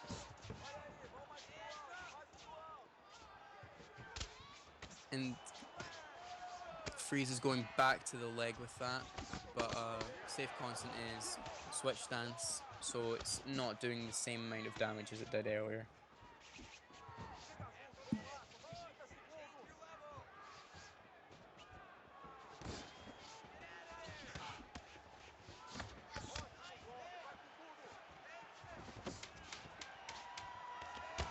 Oh, nice body catch. Right, no more strikes. Clean, good job. Yeah, I'd give that to Safe Constant because of the knockdown. I believe that's more significant than a stun, and he had more significant strikes overall. I think I'd agree. Both guys have had decent amounts of success, but I think that right now RDA is most probably pushing that lead, and as a result, I think we're going to expect to see Usman come out pretty heavy in this third round and try and get the finish. I doubt there will be a finish in this fight. I think both of them are smart enough to survive and wait to see a decision. You could well be right. But is 2 rounds up, and I don't think he'll get finished. He might. His head health is definitely not as low as it would be if you wanted to finish, so I'd maybe just try and get, quite a few knockdowns in this round, and perhaps if I was Freeze, get a decision win if I had more significance than the first round. It was a nice hook combination, and he does the driving takedown against the cage. And he gets the body lock. And they're in a half guard. And his move into side control is reversed. And now Safe Constant is looking to do some ground and pound, and now he's in top mount. And that was a great deny. Once you're stuck in top mount, like crucifix, it's very worrying. But he stands up. That's very odd. unusual. Very unusual.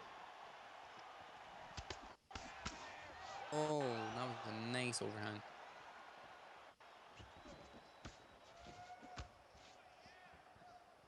Now, this is where Safe Constant's counter-striking is coming.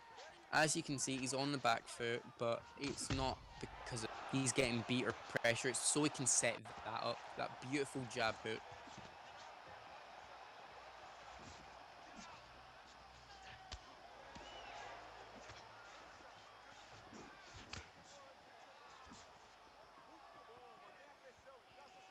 Could well be right. They're both still fighting very tentatively. They're both very intelligent, and it's a good fight. It definitely is. Agreed. I think Safe Constant is pulling this out because of the head health he's taken away. Yeah, he's managed to just about notch it, I think, each of the rounds, and obviously we've still got 2 minutes to go here. Tried the slip elbow. Oh, that was a a big beautiful slip. slip hook.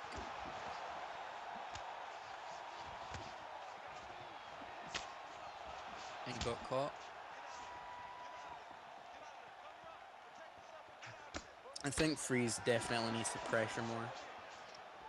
At this point, you've got to be feeling that you're down on the cards, and you may get knocked out, but really minute to get something done here. Safe Constant, I think much of the same. He can ride out a victory on the judges. He caught him there with that uppercut. Oh, I think this is a finish. Oh wait. And he managed to get the arm trap. Great arm trap there. That can drain his stamina. He gets the reversal. Manages to take. I'd look to get this to full guard and get a submission. Even if it's late on, you can still get extra points for attempting it.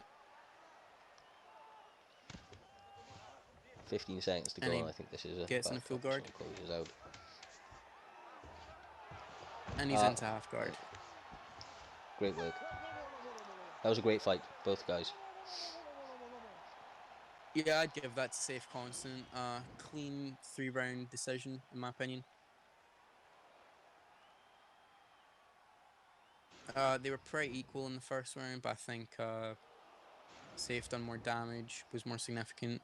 The second round, he had a knockdown. Again, did more damage, was more significant. And in the third round, it was clear domination. And there you have it. Clean 30-27 decision. Great fight. Great fight. Moving on to Dale Denton and Parat. I believe that they are the final ones of the second round, and then we'll be moving on to the semi-finals. So we're just going to set that up. We will be right back with you.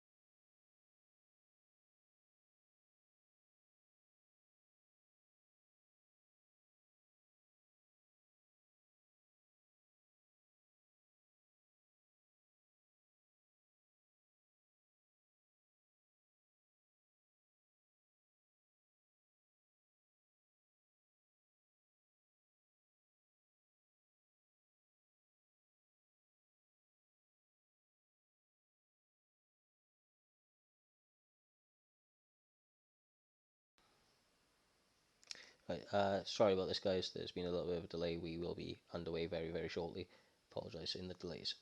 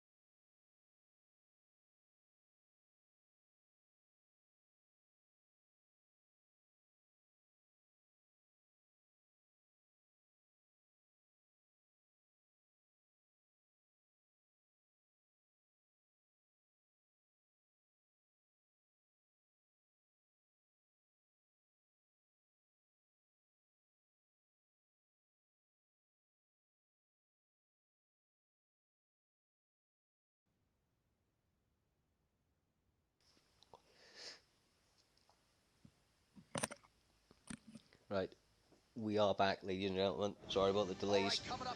We have Ponzinibbio v. Sid, yeah. Dale Denton v. Prophet. And George Rush St. Pierre. I think this would be an interesting fight, but personally, because of the stats between each fighter, I wouldn't be surprised if Dale won, especially how experienced Dale is. Now here's Bruce Buffer. But Prophet was impressive against a tough opponent in his first fight of the tournament. So I think this would be an interesting fight. I would agree. It's like I said, Dale's come a long way. He started with the club from basically its beginnings and has really transformed himself over the time he's been with us.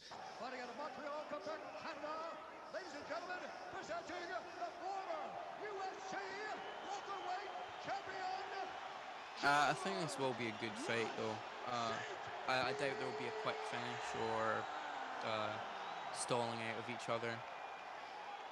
But Dale is a slow starter. He gets his feel for the opponents in the first round and then really unloads in the second and third. So it'll be interesting to see. Yeah, a little bit of Cerrone in that fashion. He always seems to start slow, but picks up as the fight goes on. And like I said, he's known as the comeback king. He only takes a little bit of a beat in that first round, but always comes back really, really strong. And seeing the last fight we saw of Prophet, he was getting hit a lot, but he isn't afraid to brawl, and he has some technique in mixed with that. So I think he does put up a good chance, and I think this will be a quite even fight. We are underway.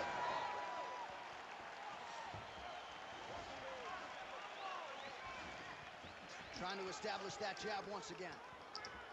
Dale seems to be on the back foot here early on.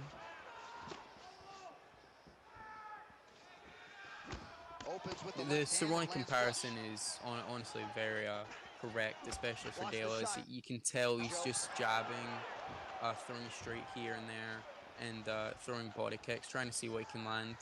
And his opponent seems to just be kind of going to the body block every other second, which can be very dangerous, especially if Dale mixes in head kicks. Nice punch there by Ponzinibbio. He's opening up quite well, Prophet, though. I think Dale is getting a feel early on just to see where he can counter. Especially since how unknown Prophet is, but this will be a very interesting fight. Mixing up very, very nicely here on the inside. I mean, obviously, they don't seem to be landing. I think Dale's defense is just too tight. I'd agree with you. He manages to block his head a lot. I think Prophet's possibly starting to make that adjustment. And go into the body a little bit. That's a nice spinning body kick. Yeah, Dale is definitely going for a stamina drain. It's a great tactic to have here. When he goes into the clinch. And they're out. Nice slip to avoid the left. Dale has almost made his opponent tire himself out by letting him start and just going to his block. And throwing the occasional body shot here and there. There's already a big stamina gap, and I don't think Ponzinibbio's stamina stats will allow him to recover easily. No, I definitely agree. Obviously, GSP is known for his cardio. I am a little bit worried that he seems to back up against that, behind the black line, right up against that cage line. Should have mentioned it before, it can put you into really, really difficult positions. He may be trying to set up a sway, but I've not seen that so far.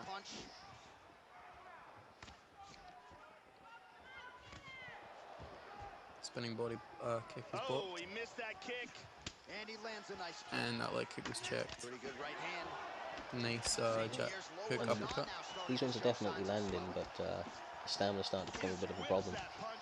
Definitely. This early on, it's worrying, especially if Dale can drain it even more with some grappling. Head off the center line, slips the punch. Nice jab there by Ponzinibbio. He's tagging him here. George landing some serious body shots. Oh, absolutely. Dale is really letting his opponent tire himself out, but and he lands the big takedown early on. I mean, late on. Sorry. That's a staple of Dale. To make sure he gets a decision, he gets a takedown early on. I could see how you could give that. I could see how you could give that to Dale, but just due to the striking advantage, I think Dale is more playing a long term. So I think Profit wins that round. Agreed. I would expect though Dale now in the second and third round with the stamina advantage that he's very likely going to have. I think he's going to start putting the pressure on. See him get a lot looser in the second and third round, especially as we move towards the end of the fight. I think he'll go back to that driving takedown, especially since I believe Profit tried to deny it and that drained his stamina. Yes, yeah. I hope we're not having the same glitch we had earlier in. Oh, and no, we're not. okay. No okay. worries. No worries. All right, second round underway. And we have a glove touch to start off the second. And Dale has full stamina. That must be worrying for Profit. Yeah, very good man. Oh, but he got caught with a lead hook. Ponzinibbio does pack some power. I think Dale just needs to tire him out in the grappling. Especially since Profit is just looking to be more aggressive here. The first half of this round is going to be vital for Dale. If he can avoid taking a lot of damage, naturally, Profit's going to gas out. And oh, he got caught with a lead hit. Gets caught with a head kick there.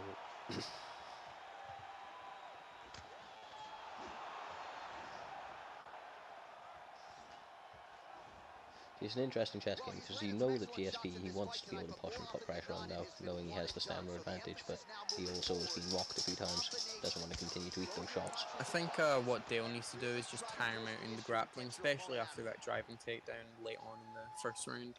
Yeah, he has some stamina to waste, so even if he wasn't to get the shot, maybe go for a driving takedown then. Because right now, there is a stamina gap, but it's not so shocking that Profit can't straight. Agreed. And Dale is getting caught here and there. Oh, and he got caught with a head kick again. I mean, I know we're experiencing a little bit of lag from the stream, but that was one moment where it almost worked out. Slow-mo head kick. Beautiful placement from Profit. Oh, what breaking combos here? 3 minutes now to go in the round.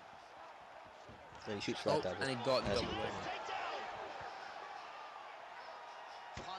No, I think maybe positional submission once again. Trying to advance. I don't think Profit makes transition that much or throw strikes from the bottom. Oh, I'm surprised Dale didn't get that deny. There might be a delay because of that lag we saw earlier. Very good point.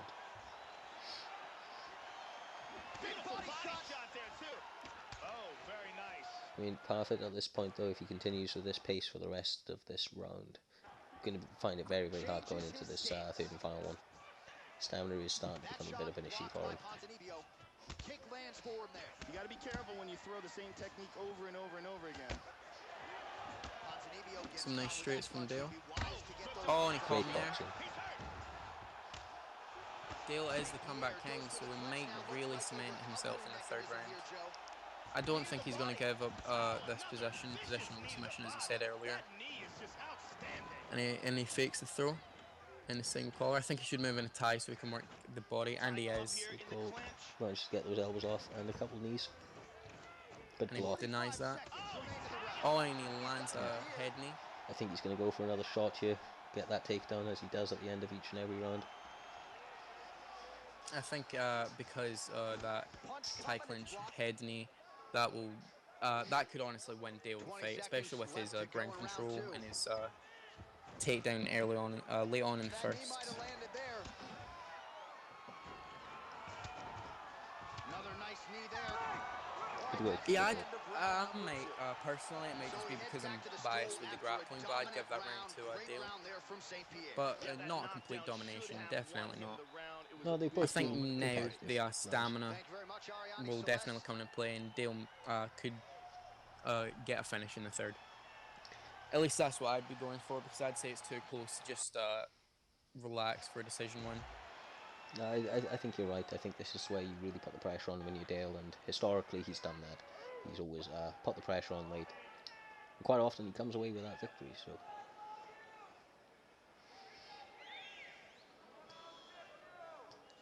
I think there may be some connection difficulties, or because this has happened twice now. Yeah, it would appear so. Connected back again though. Thankfully we didn't have the same problem that we did earlier. Third round underway.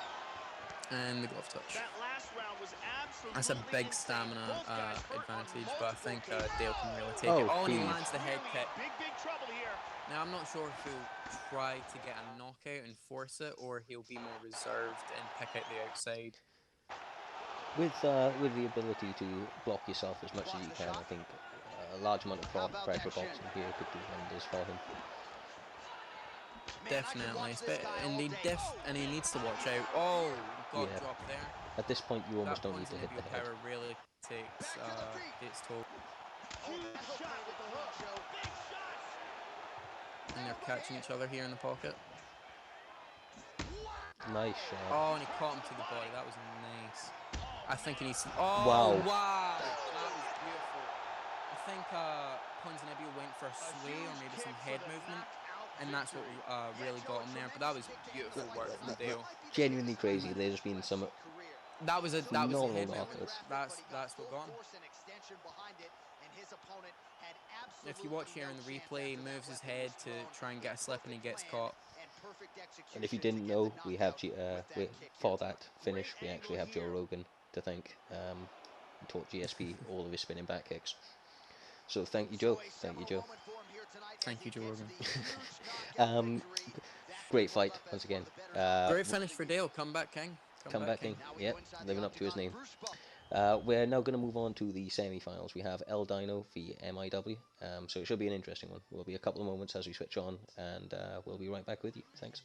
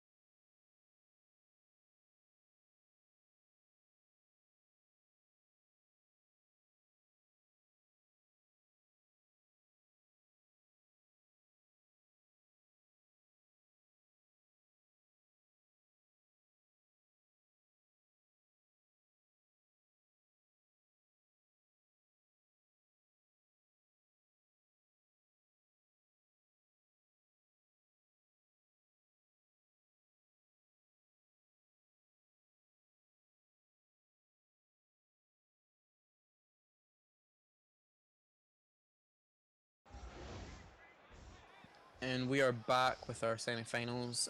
Two definite contenders in the IFL.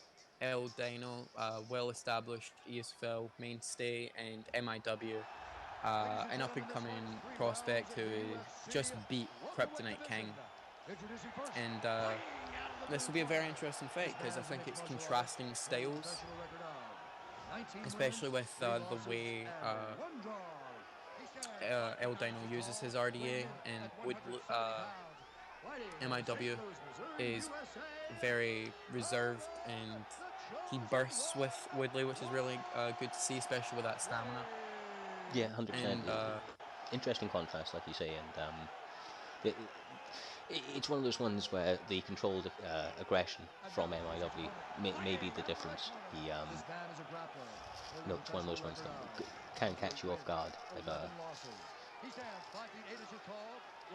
Now, see, this may be odd, especially since you don't expect this from El Dino, and MIW has obviously chose Woodley, but in my opinion, I think El Dino might have a grappling advantage. I know from experience Dino has got a good grappling kind of base to him as well. I haven't seen enough of MIW there to kind of say as of yet, but you could well be right. It'll be interesting to see if it goes there.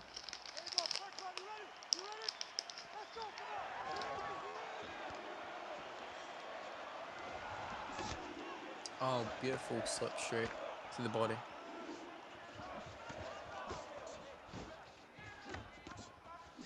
MIW just seems to be throwing jabs. appears to be a little bit of connection problems here, but the Oh, quality is and good that here. double leg is stuffed. Single ankle pick attempt is missed. Yeah, MIW just seems to be throwing straights, and El Dino's already caught on to that. Oh, and then tie clinch. That was another one of Dino's fakes to the takedown, get the tie clinch. It's an amazing setup. Yeah, I'll the one we definitely mentioned have to earlier, use that it's, for myself. It is definitely a very good technique to use. Good setup. One you have got to be careful of. If you throw too many, you may walk into a couple of strikes as you shoot for that fake. Double leg is stuffed. Now, see, what I'm already seeing is the grappling advantage. This is what I was talking about early on. I do think Dino has an unrecognised grappling advantage in this fight. There seems to be connection issues, so I wouldn't be surprised if Dino wants to end this quick. It's now on the fourth, moving to the fifth. It is freezing up a little bit. We're mixing some of the magic as it goes on, but that's a tap. I hear it. I don't see it. Finish, I heard there that. it is. Yeah, there we go. There it is. That was quick. As I said, Dino definitely had a grappling advantage, and you could see that early on. I mean, you've definitely done your background there. It's quite quickly when you got him down there. Stamina drain was quite big on that. You need to be much more reserved with Woodley's takedowns, but that was perfect work from Dino.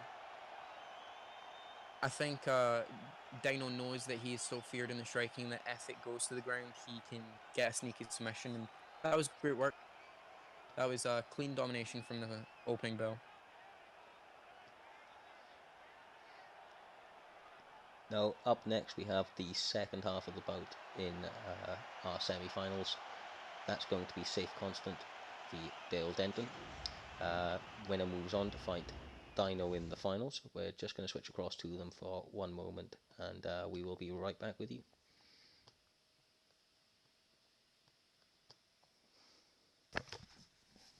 Oh.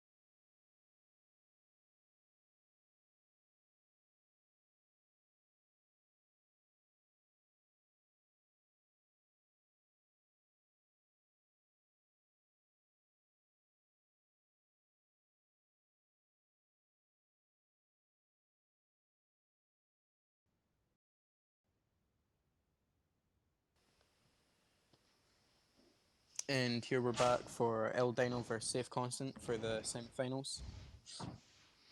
It'll be very interesting to see who will win this fight, because Dale was struggling early on against his last opponent, but he made it through with stamina advantage, landed a big body kick, and got the finish. Yep, 100%. I don't think he's maybe going to get that same thing out of Safe Constant, though, as we've seen in some of his previous performances. Very, very conservative with his stamina, picks his shots very well. So Like I say, very interesting fight. Imagine this one going at least into the third round at least. Be a late finish for one of these guys, I think. Ladies and gentlemen, presenting the former UFC. I think it'll be very interesting because seeing the last fight as well, we saw a lot of kickboxing and body work from Dale, and I'm not sure if he'll imply the same style here. I think it's definitely a key to his success. If got to work the body when somebody's being, quite conservative. Very good counter striker like we know that Safe Constant is. That body work can pay dividends for you. Obviously, got to watch that uppercut, as you've said. And with the attributions, our referee in charge, Herb Dean. I think Dale needs to watch out for the classic slip elbow of Safe Constant, especially since Safe Constant is so good at its counter striking that he either needs to pressure or just be very tight with his 1-2s. And Dale is just standing against the cage again like he did in the previous fight. Yeah, there's no fear there. It's an interesting approach. Personally, I can't let my back sit there. It feels very, very, very unsafe.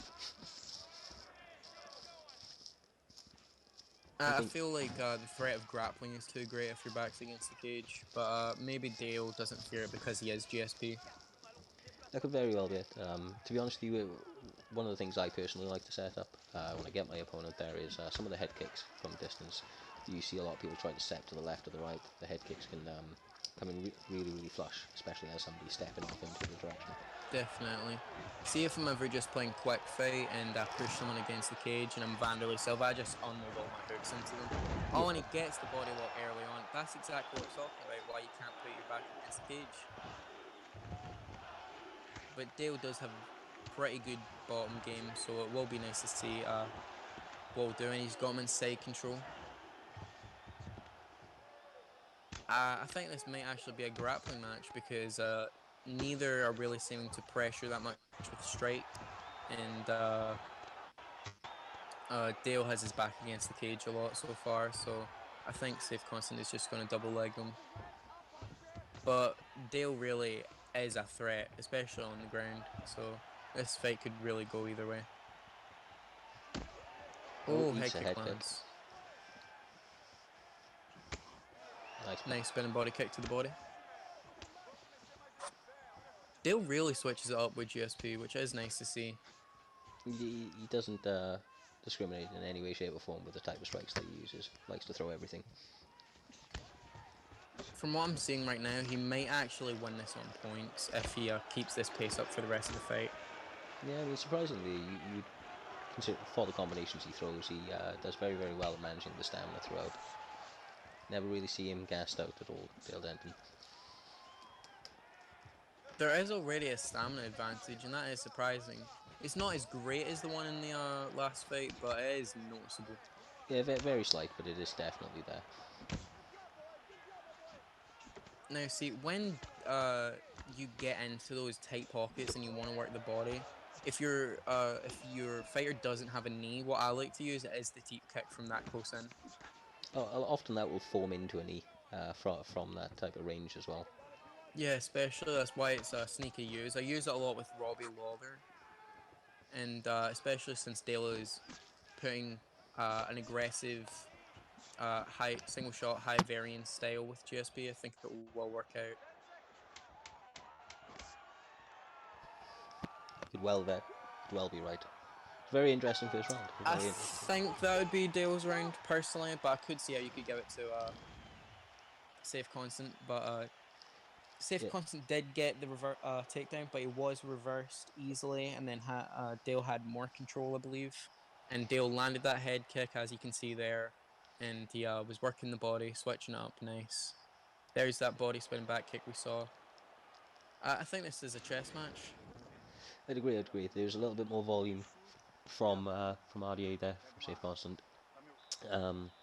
Whether or not that was enough in the judges' eyes, we'll have to see. But as we go into the second, it's still all to play for. Very, very close fight.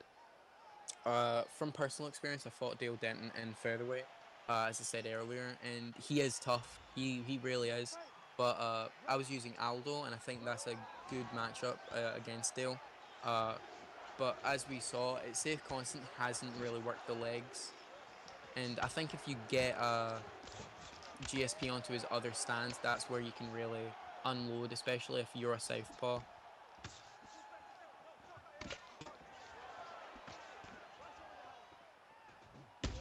Nice. Oh, that was a beautiful slip. You feel him get loose, and Safe Constant, when he gets really, really loose and he starts coming at you like that, it's a world of pain.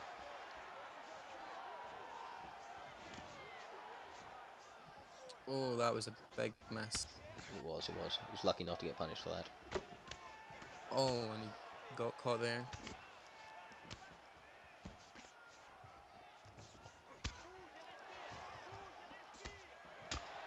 Now, Safe Constant's combos aren't as complicated as Dino, but he definitely lands a lot. It's the same for Dale. He throws single shots, 1-2s, but he lands, and it's very impressive to see such good fundamentals.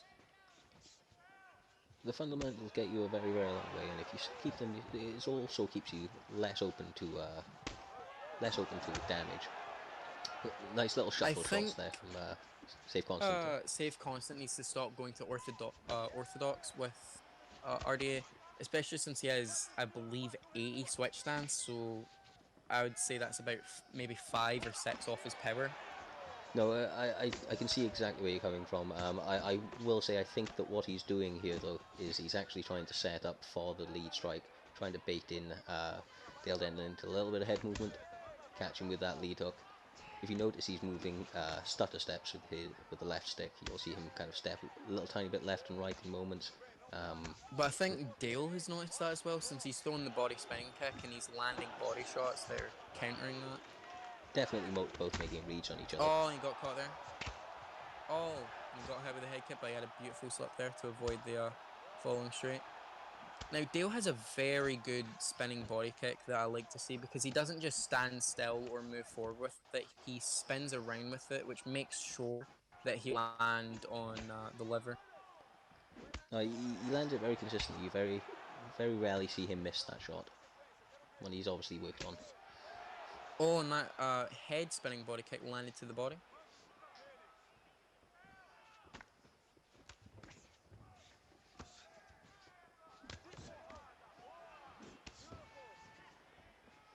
Good body shot. Almost got caught there. Nice body hooks. Reads that body kick, manages to block it quite easily. Going into the third round. Once again, like as you said earlier, chest pal. Yeah, I'd say that round was Safe Constance. Now, it could be 2-0 for Safe Constant or 1-1. So, it'll be interesting to see how this fight moves on. Yeah, I think it could very, very well be 1-1, maybe 2-1 to Constant, like you say, but still all to play for in this late, third and final. As we know, Dale Denton always digs deep, comes back strong in that third round each and every time. He could either get a finish in this round or just edge a decision. Personally, if I was in Dale's shoes, I would just grapple, slow the fight down as much as possible. It's not like Safe Constant is putting on an unbelievable pace, but it does just get the decision. I Dale would expect is both getting guys to hit turn a up. lot early on. I really didn't expect that. They both came out firing this Especially how tight his defense is. I think they've both saved up for it. They know now that they can kind of throw a reckless abandon and they're fine. They're fine for this round. But see, I think even if you have full stamina, you can't do that with GSP because of his chin. The same with RDA, personally. I think I'd be too reckless. I would agree with you in a normal sense. I think that since both of them kind of have that same deficit, kind of almost cancels it out. So they're both just trying to turn up short, obviously put on a fight, and really leaving Nice everything arm out there trap in this last round.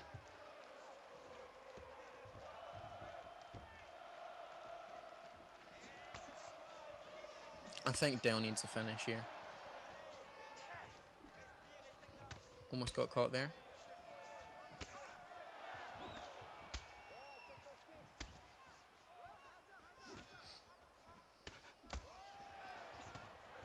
Dale is not stopping Some the nice pressure work in this from round, Dale. is he? Dale has a very impressive body straight. Oh, but he gets caught here. Oh, And wow. he gets knocked out with the Huge head head kick. kick. That was a beautiful combo from Safe Constant. So That body feint into the head kick. definitely. Sweet. Yep. Get to watch that once or twice on the highlights. Then we can watch Safe Constant go head to head against Dino for the for the finale of this Grand Prix. Winner of this, just as a reminder, gets a title shot of their choosing against any of the champions that we have on one of the next events, most likely next week. Just going to switch across now, get that sorted. We'll be right back with.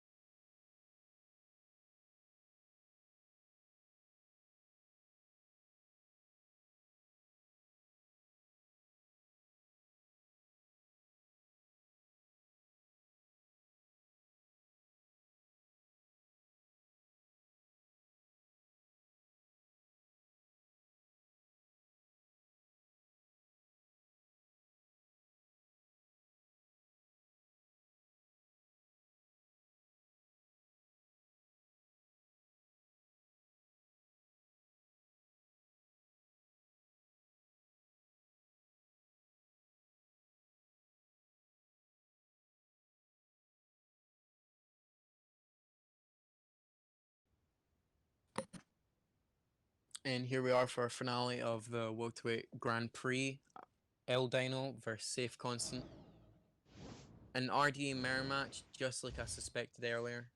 And it seems Dino has one win over Safe Constant, but I don't think that'll be a big deciding factor in this fight. I think they're very even opponents.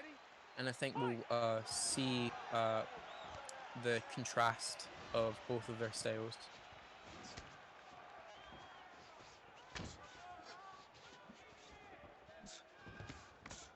Safe Constant is already coming in with a lot of feints and aggression, which is surprising for his style, especially against someone who's as good as counter-striking as Safe Constant is.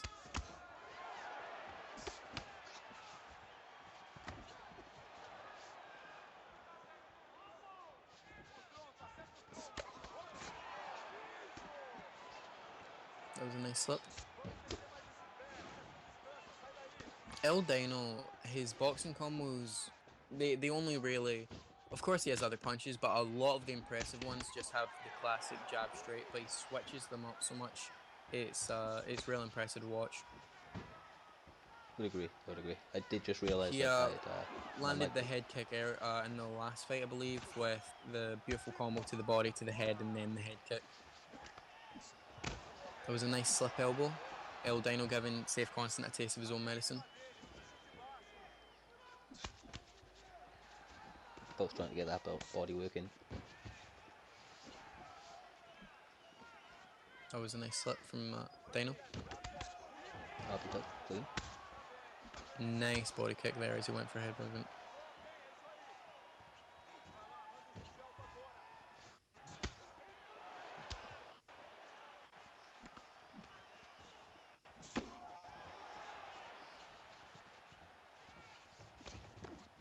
This is definitely going to be a chess match. I'm really enjoying this so far. It's beautiful combos. It's classic kickboxing. It reminds me of El Dino versus Spider. So it's real impressive to see this. Both guys giving as good as they can. I think that minute and 30 to go. You think if you're constant, at least I would think to circle and maybe conserve the stamina for the later rounds. Starting to fall a little bit behind in that department. This is really a good showcase of high level striking. Both using feints very well. Body work. That was a nice lead hook.